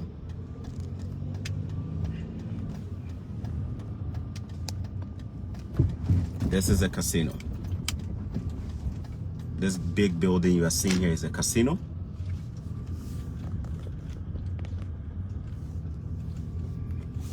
It's so beautiful inside. They have restaurants in there. They have all kinds of businesses in there. And a lot of people come here to gamble. When I was a taxi driver, I used to have an old lady that I used to pick. One was Italian Canadian. The other is Sudanese Canadian, and Italian Canadian. I wasn't picking both of them at the same time. I used to, my taxi company would send me to go and pick them and drop them off at the casino, right? And these people, they will come on weekends, Friday, to be dropped off at the casino, and then they'll return on Monday morning. Sometimes I ask them, so where do you sleep? They say they don't sleep. They sit behind a machine and they play and play and play and play. Wow. Playing and playing. When they get tired, they will leave something there to secure the machine. They don't even like changing the machine. That's what they say. They say they don't even like changing the machine. They don't like changing the machine. I wanted to turn for you to see the fall. There is a beautiful water park here. Got this green light, but I can't show you that.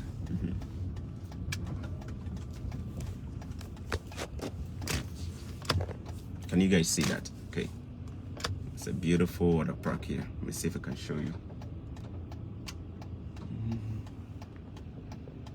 I can't show you all of it because I'm driving. There is a lot more behind, but I can't show you all of it. Wow. Addition is big, huh? Some people actually go in on Friday and they will gamble and gamble and gamble until Monday, and then they'll go home on Monday. By the time they go home, they're either broke. If they get lucky, they win some money. But here is the thing. When they win the money, they'll go back and they'll blow all of it again. Oh my goodness. Casino. Let me know. And there is a trend of gambling in Africa too, among the kids, teenagers and some adults, right? They call it super bet. This time is gambling with football, and all kinds of sports games, All right. Where you have people who are unemployed, hoping that they can use a 1 Ghana cedis or 50 naira to create some millions of naira by gambling and predicting the scoreline of Chelsea and Arsenal. Chelsea and Arsenal, you can easily predict it. They will gamble and gamble and gamble, hoping that they can win. Anyway, I'm here to tell you that no successful person, no wealthy person builds a fortune on gambling. You may have done that, try to get some money, but it's not the way wealth is created. Wealth is created based on sound principles of discipline, sound principles of ideas, sound principles of tough mindset, sound principles of understanding how money creation works. Money follows principles. Money grows. Money is not something we wish and it happens. Money is not a chance. Money making is not a game. Money making is not a chess game where you no. Money making is based on principles that are scientific and they reward everybody, whether they are Christians or non-Christians. Money making, everybody can make it, believers and non-believers, Muslims, Christians, Buddhists, everybody can make money, so long as you understand the universal principles and the natural principles behind wealth creation. That is it. If you understand the natural principles behind it, you will make it. Ever since I sat down to understand how money making work, I've never been so afraid of my future. I used to be so afraid of my future because I had no idea what next to do. But since I came to understand how wealth creation works, the principle behind universal wealth creation, I've never been intimidated at all. I've always been confident, knowing that my future is bright because I can control some things. There are things you can control and there are things you can't control. You can control wealth creation through discipline, through consistency, through testing of ideas and implementing them, through through building habits that create wealth. It's not about gambling. It's not about gambling. Mention one wealthy person who gambled money. Even when you trade in stocks, you are not gambling. Stocks is real business you are buying. The businesses can do well, they can do bad. Anything that is about gambling, it's not a way to create wealth. Because if you can, anyway, I can go on and go on and on. Yeah.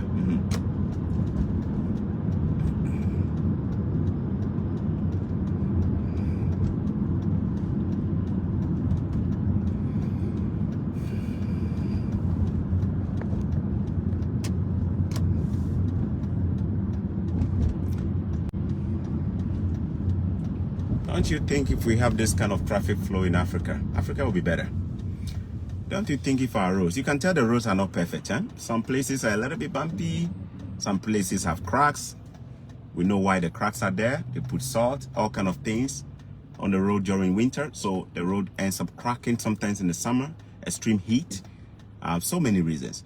But let's be realistic here, guys. If this is all we even have in Africa, don't you think you and I will be so content?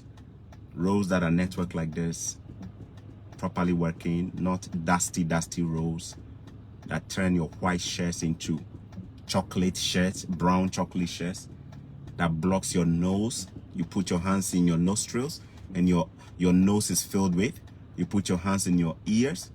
The last time I was in Ghana was in 2016 and I wore a white cloth, and look, in no time my clothes were so dirty. And I was like, wow, here in Canada hardly do we even brush or shine our shoes. We don't. Since I came to Canada, I have never shined my shoes because there is no dust. Then all of a sudden when you go back to Ghana, you begin to see the differences so clear. Tell me if I'm wrong. Anybody who has traveled, if you are in Africa, you don't realize it. You don't realize it. You walk through the dust, your clothes get dirty. It's normal. It's fine. If I was in Ghana and I had never traveled outside of Africa, it would have been so normal to me. But because I have come to live here, and I have gotten used to the system here, where you can wear a white shirt all day and it still doesn't get dirty. You know what I mean? If it gets dirty, then maybe it's your skin that is dirty from sweat. But just by walking, oh my goodness, my clothes were so dusty, my nose was filled. I'm like, wow, I began realizing the difference right away. Guys, this is what I'm saying. If you sit in a mess, you don't even realize. Have you seen somebody who mess or fat? Somebody who fat, Fat means fatulate. Somebody who fatulate and smell it better. They don't smell it better. It is always the person who is standing on the outside who is going to tell you, oh my goodness, have you messed? Then you say yes. You the person who has messed, you won't smell it better. But the person who is standing out, he's the one who is going to see it. The same way, if your room is smelling, you might not even smell it better. Okay, I'm going to say this again. If your room is smelling, you might not even smell it. If your armpit is smelling, you might not even smell it. If your mouth is smelling, you might not even realize it. It will take somebody to come back and tell you, hey, my brother, you have a bad odor. Your bedroom is smelling. Your clothes is smelling. You have odor. Why? Because you are sitting in it and you have gotten so used to it. Your body has acclimatized. Your senses have acclimatized. When I was sitting in Africa or living in Africa, it was so normal. The weather was so normal to me. I had never seen anything else. I had never seen any other thing. This is all I've used to. My body has acclimatized to it. But when I came back to Africa in 2016, oh my goodness, the differences were so obvious. And some of us, when we come back, we don't even want to spend a week. We want to run back to our where we're from. Why? Not because we hate back home. The difference is so obvious that we begin to see it so well. It's like, what? Is this what we have been doing all this while? Yes. When I was in Choco, I thought all I knew was Choco. When I went to Accra Academy, I began realizing that Choco was a big mess. But when I was living in Choco, I thought Choco was okay. Until I went to Accra Academy and I realized that Choco was not okay. And then when I went to Accra Academy, I thought Accra Academy was all there was in the world. Until I left Accra Academy, which was my high school, and went to University of Ghana. And then I realized, oh my goodness, Accra Academy is even that bad. In other words, the Accra Academy that I thought was so good and so developed and had everything was not even a better standard. I went to Legon, and all of a sudden, University of Ghana and their facilities and infrastructure was making Accra Academy look like a local champion to me. Now look at it. I left University of Ghana and I came to Canada to study. When I came here and I saw the facilities and the institutions and how they've designed them, all of a sudden University of Ghana began looking like a village to me. No disrespect. All of a sudden, by virtue of coming to school here, University of Ghana began looking like a village to me. Why? Because the standard has been challenged by a new standard. Now that I came here, the quality of air that we breathe in, the quality of utilities we enjoy, the quality of everything, even the air, the atmosphere, looks so different. All of a sudden, when we come back to Africa, we begin to notice the difference. That the clothes we used to wear in Canada for 2 days, even if we did not wash them, or 1 day, even if we did not wash them, that cloth is getting dirtier so fast because there is so much dust everywhere in Africa. And not only that, but you realize that the shoe that you have never polished with a polish. You know, when I came from Ghana to Canada. You know, I came guys. Do you know I bought a shoe polish? I bought a shoe polish and put it in my bag when I was coming to Canada. I'm being honest with you. When I was coming here for the first time, I had a shoe polish and a shoe brush in my bag, and I brought it here. Do you know why? I thought I was coming to polish my shoe. Yes, because in Ghana, you have to polish your shoe when you're going to church. We polish our shoe. In Nigeria, we polish our shoe. So much dust. In fact, so much dust. You have to polish your shoe to make it shine. Do you see it? When I came to Canada, I realized that there is no need to polish shoe because the weather is so clean. There is no dust though, guys. As I've been driving, have you seen dust anywhere? Have you seen it? There is no dust though. Everywhere is paved. Everywhere. I'm not exaggerating. Everywhere is paved. Everywhere is paved. Our driveways are paved. Our streets are paved. Our shopping centers are paved. These are the places we go to. They are all paved. Paved with roads. Asphalt. There is no dust. There is no dust. So at the end of the day, when you wear that shoe, the shoe remains the same. I have never polished my shoe since I came to Canada. Yes, you heard me right. But if I was in Ghana, I would have polished my shoe every single moment. Guys, they are even doing a construction. Look on the right. They are doing a construction. They are fixing the highway. I want you to look on the right hand side. They are fixing the highway. But is it affecting traffic? Watch it. Look on the right hand side. They are fixing the highway. Can you see that? Can you see them working? They are fixing the highway. I'm telling you the truth, guys. I'm so used to taking that exit on the right hand side. But they are fixing it. As they are fixing it, they created a temporary exit. This is not a normal exit. Oh. This is not where we use all the time. But they just created a temporary exit to allow them to fix the other one. I don't know whether somebody understood what I'm talking about. They just created a temporary exit. They created a temporary exit. Temporary. Just to help us get off the highway. To allow them to fix the regular exit. I would have used the other side. You see? You see that side where the stone wall is? That is what I would have used to actually come. But they've closed it. Why have they closed it? They are fixing the road. And as they are fixing the road, they created another one for me. And you see, the one they created is so good. You won't even realize it's new. This is actually my first time taking this particular exit. It's been a long time. Those of you who have watched my old videos, when I went to Niagara College, you may have noticed that this was the same exit I took. Niagara College is just around here, Niagara on the lake, right? But look at it. How come they are building and constructing the highway and fixing it, and it's not even affecting anything? Traffic is still flowing. Traffic is not flowing. Is this not wisdom? Is this not wisdom of technocracy? The technocrats who are higher than they think. How do we do road construction like this? How do we do road construction like this? How do we do road construction? You can see the construction whatever there. How do we do road construction and fix the highway without disrupting the traffic flow? How do we do this? Is this not what wisdom is about? Wisdom teaches you how to apply your knowledge in a way that will be beneficial to society. That is what wisdom does.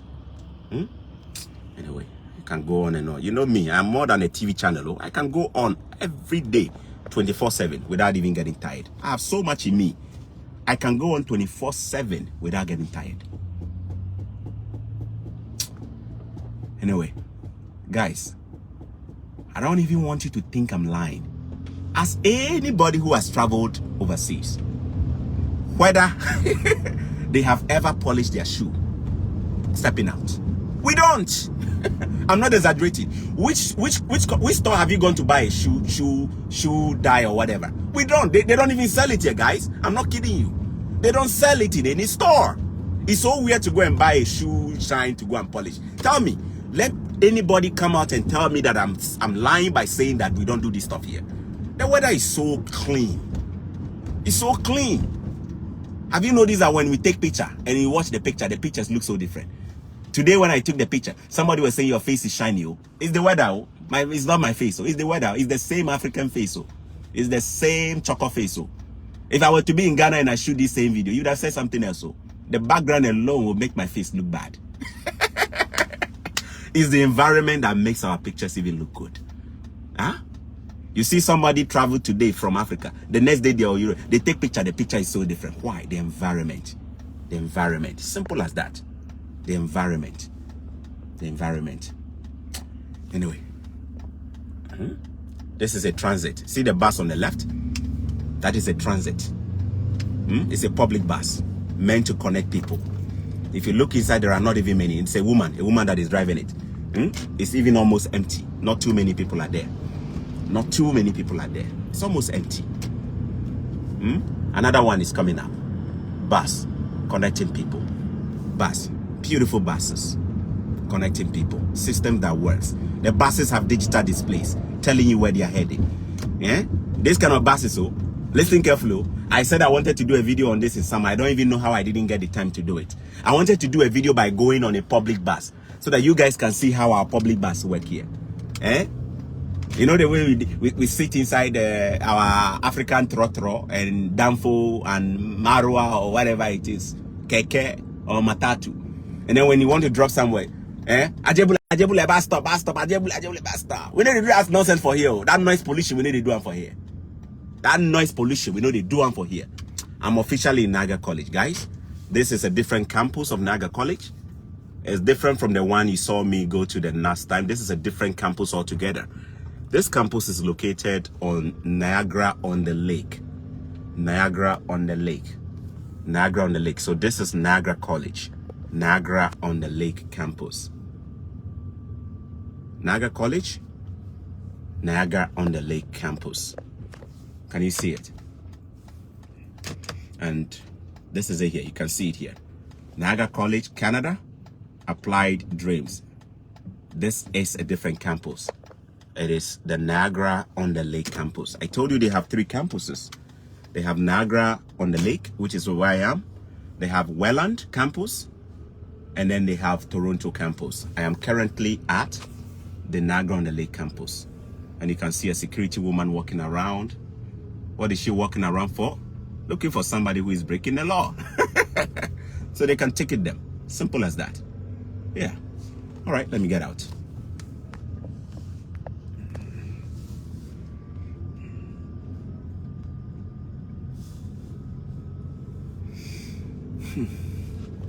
What was I saying before? I was saying something interesting before I started talking about Niagara-on-the-Lake. Yes. Buses and transport cars.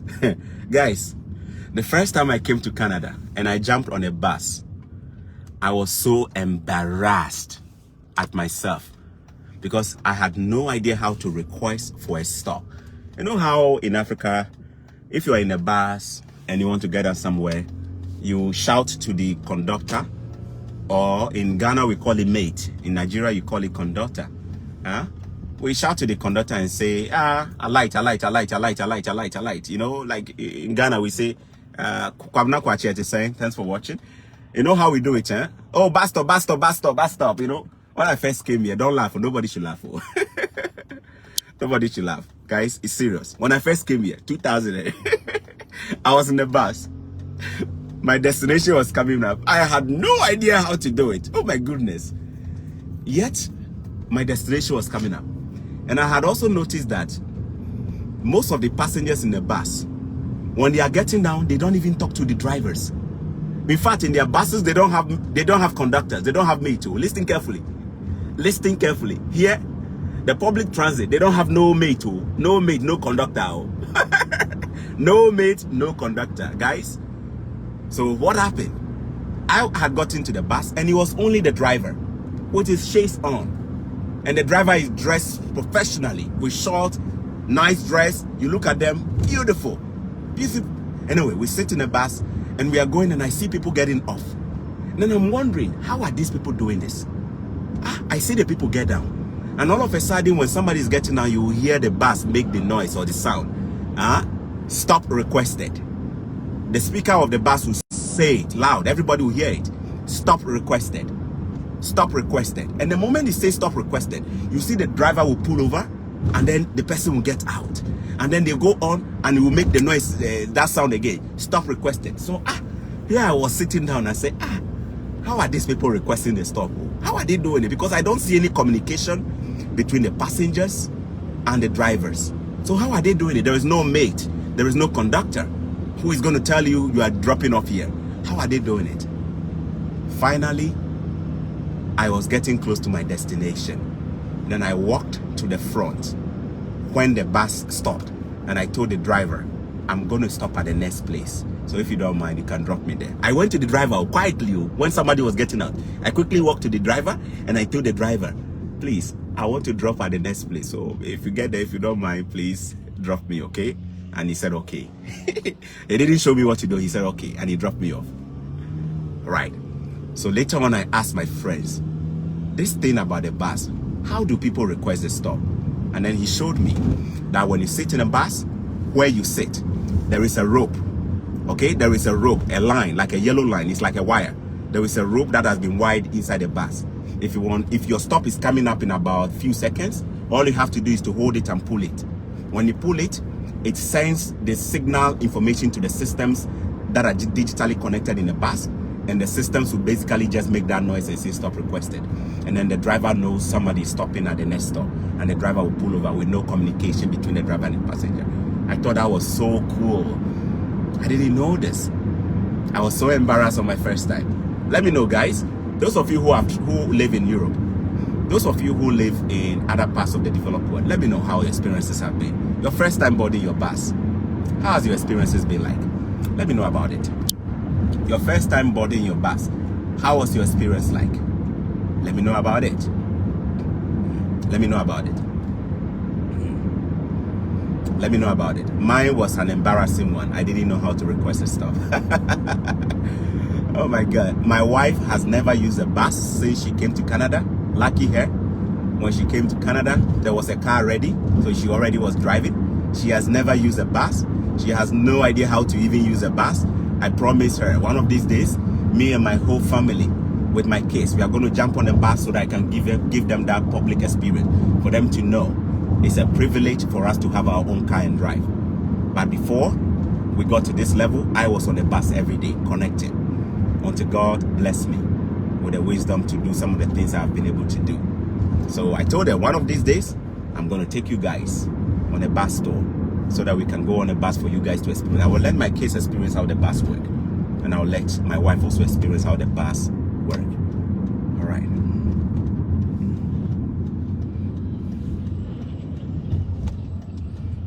You know how we do it in Africa. Noise pollution everywhere. Noise pollution everywhere. Madina oro basta. Apapa, agege, basta, alelu, basta. Everywhere noise, honk, beep, everybody will be this on. Since I've been driving, guys, tell me, has anybody heard anybody use a horn? Tell me. You know I've been driving for more than an hour. Has anybody heard anybody? Have you heard anybody use a horn? Have you heard anybody use a horn so far since I've been driving? You know I've been on this video for more than 1 hour. Tell me, have you seen any driver use the horn? No. You see how strange it looks? You go to Africa, you go to Ghana, you go to Nigeria, and you see drivers use the horn as if they are composing a musical instrument. Oh my goodness, as if they are composing a music or a song. See, you see people use the horn. Beep. Why? Indiscipline everywhere. Bad driving everywhere. Encouraged by the government, encouraged by the police, because everybody is sleeping. People are jumping red light. People are cutting people off. People are doing bumper to bumper. People are scratching people. So people have to use the horn. You see the way we drive?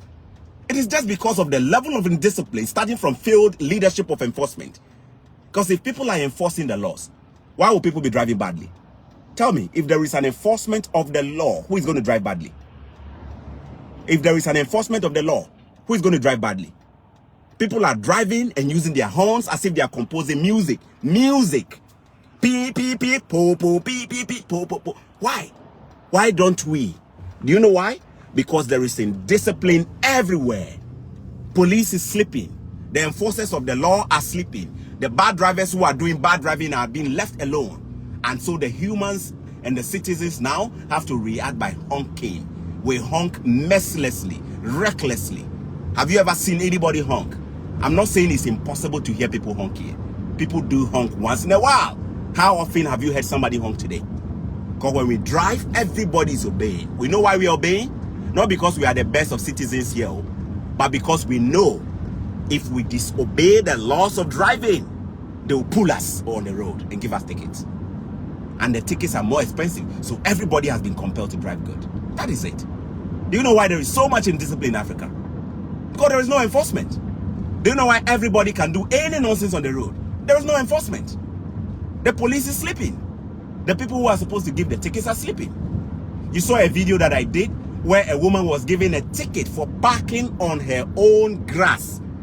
Your own grass. You put your vehicle on it. They are even giving you a ticket. See? See why this place is so organized? The difference is the enforcement. Everywhere, people are horning. Everywhere, people are horning. Everywhere, people are horning. Everywhere. Beep. Why? And I'm saying this, guys. The problem is not the citizens. The problem is not the drivers. The problem is the institutions who have made it easy for all of us to become so indisciplined and thinking that is normal. Who is it that is giving the fake license? Who is it that is giving you the license without driving school? Who is it that is giving you license without you going through proper driving? Is it not the same driving license authority? Tell me. In Ghana, are you not acquiring license without going through the proper training? Tell me. In Nigeria, are you guys not acquiring license from your bedroom without even learning how to drive? Do you know why it's easy? Because somebody in leadership at the licensing office is so corrupt, they don't even care about the future of everybody else. They are sleeping. Do you think if the Nigerian or the Ghanaian or the Kenyan authorities are doing their job, somebody will be acquiring license the illegal way? But because they are partners in crime, encouraging the public to even sin and commit sin, they are the ones who will come and tell you, you don't even need to come and do the driving school thing. We'll give you the license, stay in your house. You don't even need to have to. See?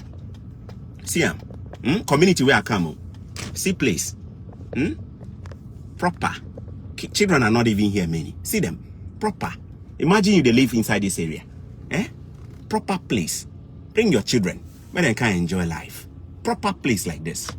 Bring your children. Make them kind. See this one. Now here alone plus 2 children. They enjoy life. They build them nicely. Enjoy them. And they live around here. See this community. Nice. Community. Nice. Proper arrangement. No be God we arrange them. Now human beings we arrange them. Now God we arrange these houses.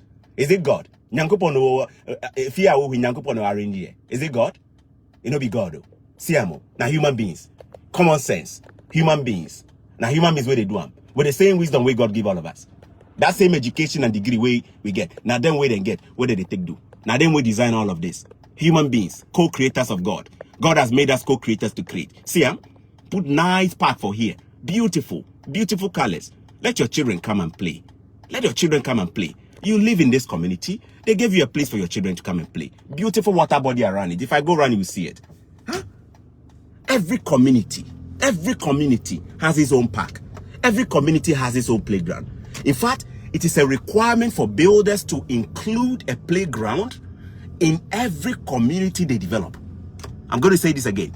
The government does not build this community. The community park you are saying there was not built by the government too. But the government made this. Watch here. They are building new ones. Can you see it? They are building new ones. As they build these new ones, before the developer, the guy that is building this thing, they are called Rolling Meadows. Watch them. Can you see the name? That's the name of the company. Rolling Meadow, Pinewood, whatever. Okay? Now, before the guy got the license to build this place, the government has already made it a mandatory requirement that after every number of houses you build, you must include a park, recreational park. After every number of houses you build, you must include a store. After every number, it is the government's responsibility to set the rules to help people to follow it. These people that are building this, it is not the city. I'm being honest with you guys.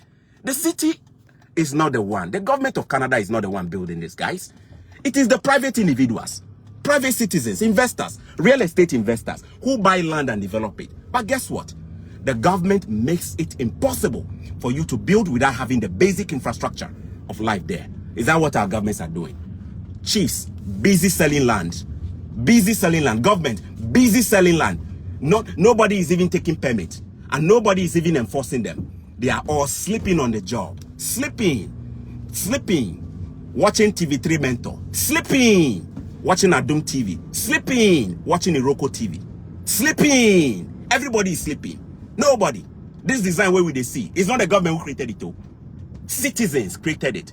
But the government played a key role as a facilitator, as a referee, as a regulator, making sure that you cannot just build just anything. You must build things that enforce, that the things that conform to modernity, things that form. That is what governments do. That is what governments do. Creating that environment that will allow people to develop. That is what governments do. That is what governments do. Me as a real estate investor, if the government gave me the chance, I'll build illegal properties. If the government was not doing its job, I would have built without taking permit. I would have built without putting the proper things in there, and I will rent it out just to make profit. But look at it. The government has made it impossible for me to build an illegal thing.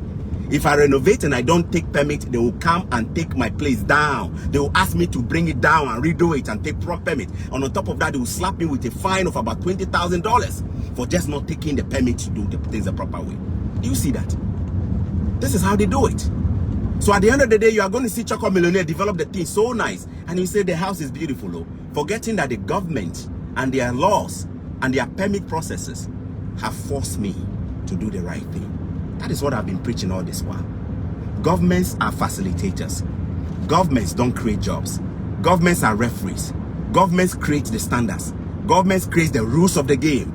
Governments make sure that people who are doing things conform. And if you don't conform, they slap you with a fine. They make you pull it down. That is it. That is what our governments are supposed to do. Governments are supposed to make sure wherever is a bad driver on the road is dealt with. Governments are supposed to make sure that you and I go through the proper process to get our passport. The proper process to get. Do you know why we have a lot of connection men? Do you think the connection men we have in town today? They work alone. They are compatriots, and their partners in crime are the offices. So they are the people in the office. They are the people in the office. So sad. The leaders who are supposed to protect us, they are the ones encouraging us to be stupid. Do you see it? So sad. A big man is sitting in a passport office. He has a boy called connection man he's working with. A big man is sitting in a licensing office. He has a big man outside there he's working with. He has somebody, and the person's job is to go out there and recruit unqualified drivers so that they can print license for them without them learning how to drive, so that they can charge them money, as crazy monies higher than the normal fee. So at the end of the day, the big man will take 80% and give 20% to the connection man. This is the system we have. Am I lying? Tell me, is that not where we are from? How many of us have not gotten our license through illegal means? How many of us? We pay and it comes to us. But the only reason why you are paying that bribe is because you know very well there is a corrupt leader somewhere who is making it very easy for you. I just went on a real track. The only reason why you are paying those bribes is because you know there is somebody who is going to cooperate. The police officer is going to cooperate, so you are paying the bribe. You know that person in that office is going to cooperate, so you are paying the bribe. This is the reality of the day. I'm saying the problems of Africa is not about the citizens. It is because we have a leadership that have emboldened us to be corrupt. A leadership that is already corrupt by itself. A leadership that does not act anything according to his name. A leadership that does not lead by example. A leadership that even make disciples of corruption from the citizens. Disciples of corruption from the citizens. They disciple us. They are discipling us to be corrupt. That is it. That's the system. That is the system. There is a headmaster waiting somewhere to offer you admission, even though you are not qualified. There is somebody waiting inside the GET Fund, Ghana Education Trust Fund, who is going to give you scholarship, even though you are not qualified, because they are going to get a cutback. There is somebody there who is ready to award you a contract, just because you can give them a percentage back. You see, that's the kind of system we are building there. And then when we finish, we go to church on Sundays, and we pray to the Most High to help us. When we finish, we go to the mosque on Friday, Juma prayers, and we do all the prayers. When we finish, we go and pour a libation. When we finish, we do all of this. Who are we deceiving? The same leaders who are failing us. They are the loudest in church who give tithe and give tithe and give tithe. The same corruption money, they will bring it before the house of God to bring it to God, thinking that God has not seen their corruption and they are staying money. Africa's biggest problem is leadership. Africa's biggest problem is leadership. I hope some of the things you are saying, I am not deliberately just driving in nice areas. I am just driving around. I'm on my way to go pick my daughter. But I want you to know the things you are seeing here were not things that were just from the sky, just came like rocket science and just came here. There were things that came through deliberate, intentional leadership. Deliberate and intentional leadership. Deliberate and intentional leadership. Leadership that works. Leadership that listens. Leadership that partners the people of the country. Leadership that allows private businesses to thrive. Leadership that creates rules and regulations to regulate private businesses. Leadership that creates things. Leadership that does not promise what it cannot do. Leadership that does not promise the citizens to give them job. No government can give you job. Governments don't create jobs. Government's primary job is to provide security and an enabling environment and law and order maintenance and justice. That is the core mandate of governments. Governments are supposed to provide primary services that will require huge capital outlay, like road network, like electrification, like this, like that. That is the job of government. Governments are not supposed to create factories and build and employ people. Governments are supposed to be facilitators, to create environments that allow private citizens to flourish, private citizens to create the jobs, private citizens to create the companies, private citizens to create the Amazon, private citizens to create the eBay, private citizens to build Facebook, private citizens to build this, private citizens to create Apple, private citizens to create Samsung, private citizens to create. Governments set the rules. Governments create the regulation. Governments create the enabling environment, laws. Governments create regulations to allow builders and real estate developers to develop modern cities according to code. That is what governments do. Governments don't sit and promise people what they cannot do. That's what governments do. That's what governments do. Told you I can go 24/7, huh? All I need is more bottle of water. Can go non-stop. That is what governments do. Go back and read. Go back and read the essence of governments. Governments exist for certain unique purposes. Governments don't create jobs.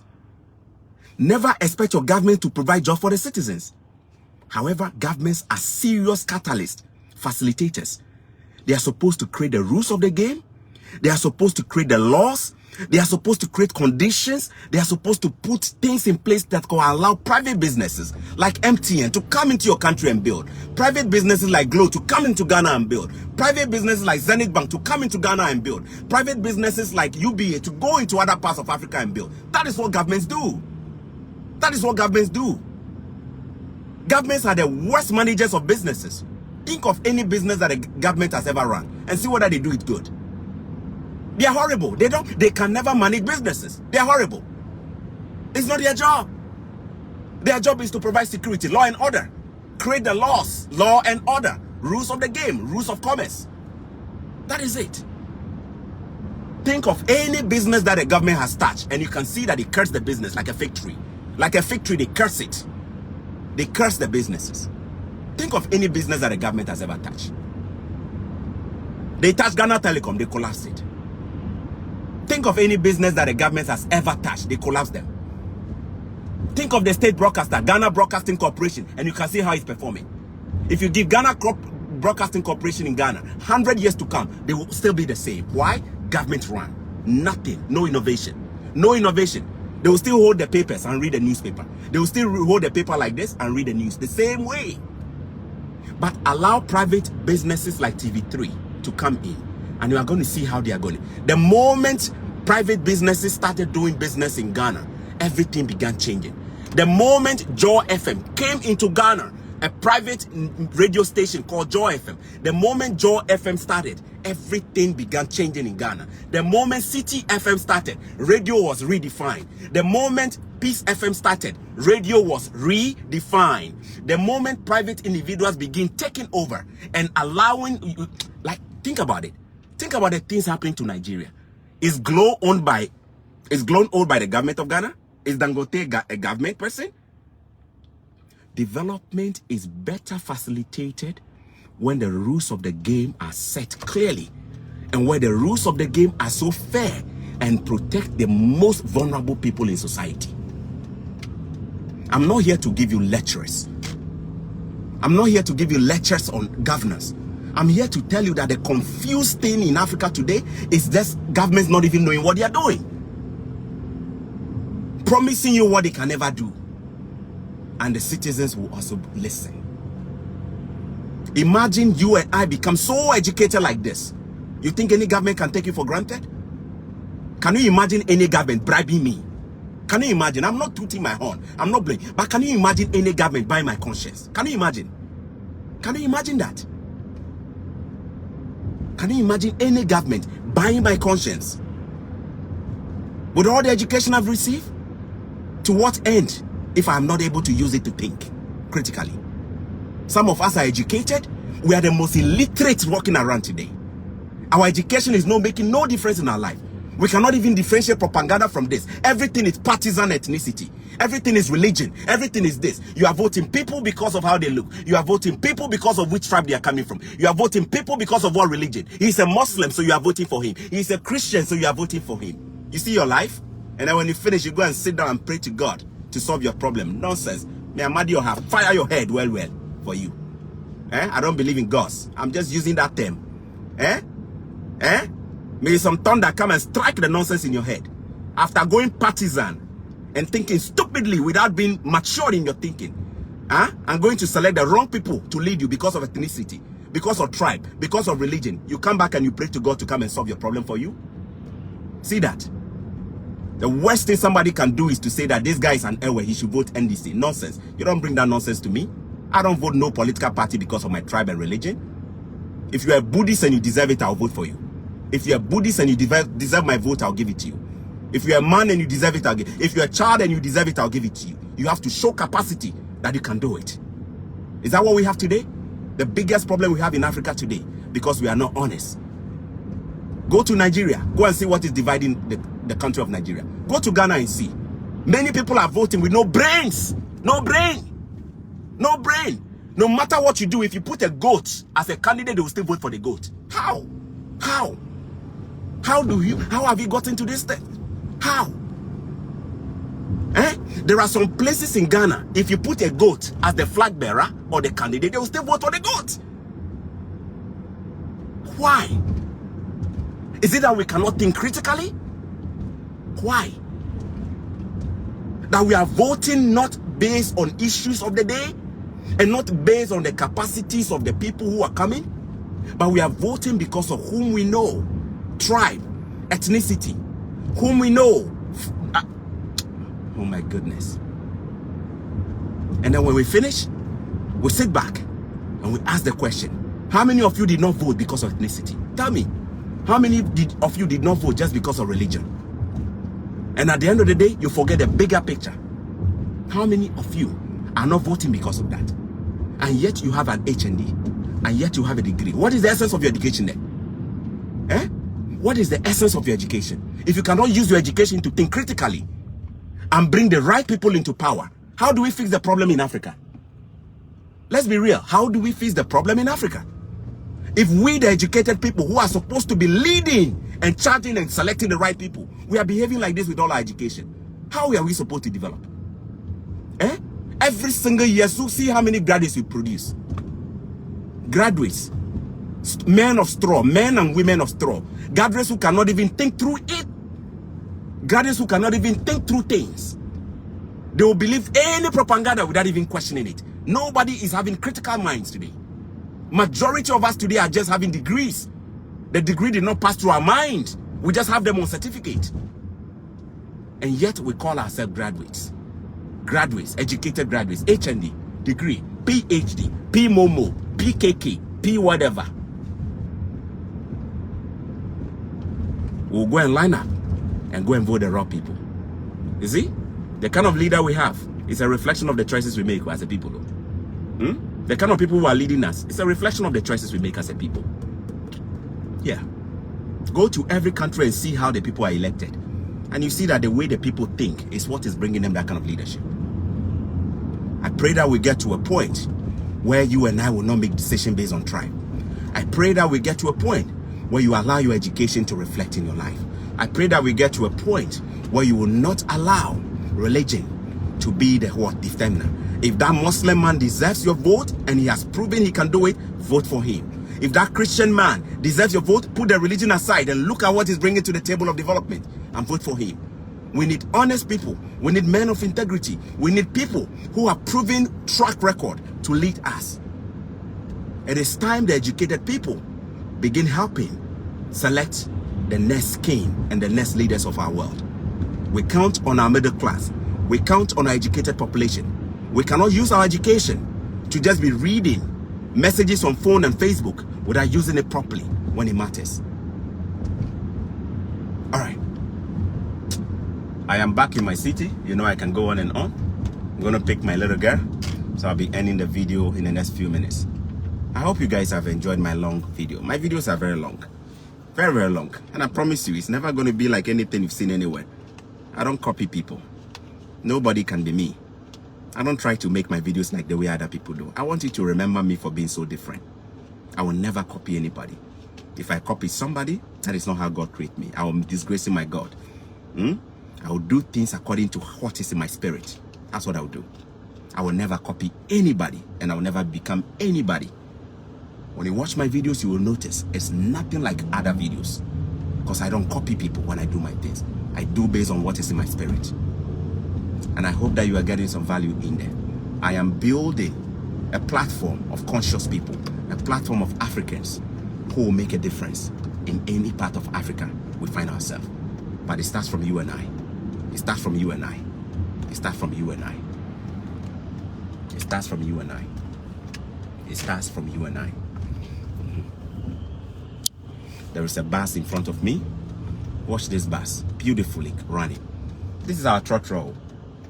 This is our trotro. That bus that is running there, that is the downfall of our city. Running. Some of them are so empty because almost everybody has a car. Only a few people ride a bus. Like students, people who don't have the cars. But many of us have our own cars. Sometimes you go into these buses and they are empty. Only one person is sitting there. But they will keep running on schedule. They don't go and pick people when people call. They have a time that they run on. If it must leave at 10 o'clock, it leaves the station at 10 o'clock. And it keeps riding around until somebody will enter. That is how their buses are designed. Their buses are not designed to go and stand at Ojota and be shouting, Ikeja, Ikeja, Ikeja, circle, circle, circle, circle. No, noise pollution everywhere. Their buses are designed to run certain routes on time. Every time, you can assure the bus will be there at that time. Every single time the bus will show up at that time. That is how their buses are run. Is this too hard for the African government to learn? Is it too hard from the people who are drawing money to come and learn how transport systems are run elsewhere? We pretend to be so educated. PhD, PKK, Momonike, everything. We have all of it. No sense, no wisdom. Excuse my words. It hurts so much to see educated people behaving like there is no wire running in the head. Educated people behaving like there is no wire. I don't even have a PhD. Imagine if I go ahead to even do a PhD. Can you imagine what will happen to this brain? The basic we have. Look at the bus. Let me turn it. Look at the bus. There is nobody inside though. I don't know if you guys can see. Can you guys see people inside? That's the bus right there. There is nobody. There is nobody in the bus. There is nobody in the bus, but it's running around. There is nobody in the bus, but it's running around. How? There is nobody in the bus, but it is running around. I wish I could turn the camera for you guys to see. There is nobody, but the bus is running around. It's running around to pick people. There is nobody in the bus. Education is supposed to push us to challenge our status quo. Education is supposed to help us to create solutions that will be looking into the future, futuristic solutions. Education is supposed to cause us to think critically.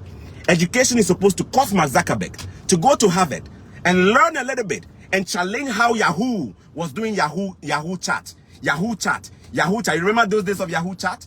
Do you remember those days? Do you remember those days? Yahoo Messenger, WeChat, whatever body. You remember? Education is supposed to create new people who will come and challenge what has been done in the past and make it better.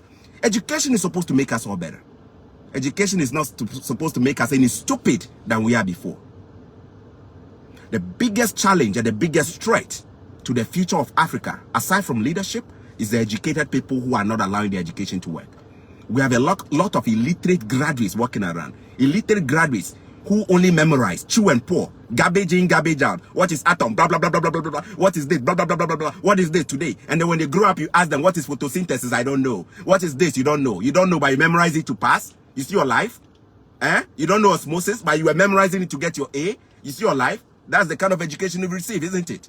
When you have proper education, you learn for life. What is the point of that education? That the moment you get a certificate, you've forgotten everything. As if somebody formatted your brain. Is that the essence of the education? Chew and pour system? Where everybody is memorizing? The number one person who memorizes gets the A in the first class? Is that the kind of education we are receiving? I promise with all my strength, I will never raise my children the way the ordinary man raises the children. Watch it carefully. If you see my children in the future, you will notice that they receive a different kind of education. I'm already showing the proof. I'm putting my case in French school. Everybody is sending their case to English school. I'm putting my case in French school because I want them to turn out differently. You watch them and you notice that they were raised differently. We must challenge the status quo. We must challenge the status quo. We must challenge the status quo. The way we were raised, we cannot raise our kids the same way and expect a different result. The way you were raised, you cannot raise your kids the same way and expect a different result. The wise people do not raise their kids the normal way. They raise them differently. And I challenge you to begin raising the next geniuses in the world. Start from your family. Mr. Omole from Nigeria. I shared a video he posted this morning. He has started financial education in his family, educating his child, his 3-year-old daughter, with money savings, and it's already begun. Let's challenge and raise our kids differently. We must raise different breeds of human beings. We must not raise the next generation of mumus and the next generation of idiots. We must not raise the next generation of mumus who are going to do super bet. We must raise the next generation of people who ask more questions than seek answers. If you raise timid, timorous souls, that is what they will become in the schools. They can't even ask questions critically. Let's challenge our system. Let's challenge our system and let the system work. Let's challenge our system. All right, guys, thanks so much for watching Choco Millionaire. You know, when I talk about leadership, I get so much fired up, I'm here to pick my daughter up. Yeah. I promise on my honor to raise my kids differently. My kids will never work for salary. My kids will never work for minimum wage. My kids will control money. And they will control everything in this world. Money is not everything. But I will teach them and I will raise them in a way that they will understand how this universe works. They will be able to command the universe. That is how I will raise my kids. That is the kind of father I am. The fact that I did not receive that kind of education does not mean my kids don't deserve better. I must make the sacrifices to give them a better platform so they can be able to be a different kind of what? Generation. Every generation must be better than the generation before. I hope you make that difference. Even when the government is failing us, even when our leaders are failing us, even when our pastors are failing us, even when our clergy and our imams and everybody else is failing us, I hope in your own way you can make that difference. God bless you and thanks for watching Choco Millionaire. We don't need more money, we need more wisdom. Wisdom is the principal thing. Wisdom clarifies life. Wisdom allows us to sit back and ask, how does the universe work? How come some people are wealthy and others are not? How come some of us are poor and others have it all? How come somebody makes $300,000 a week and one person never makes even $10,000 their whole life? Wisdom will prompt you to ask the most critical questions in life, and wisdom will let you apply your days carefully, live your days carefully, and apply the right knowledge and wisdom.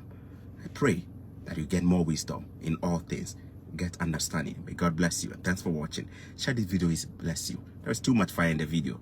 If you enjoyed it, share. If you don't even like it, sorry about it if I made you sad. If you don't like it, if I was too loud, you know when I talk about leadership I get really emotional, but I hope that I didn't make it too sad. If you enjoyed my video, drop me a review on the review section on my homepage. There is a review button there.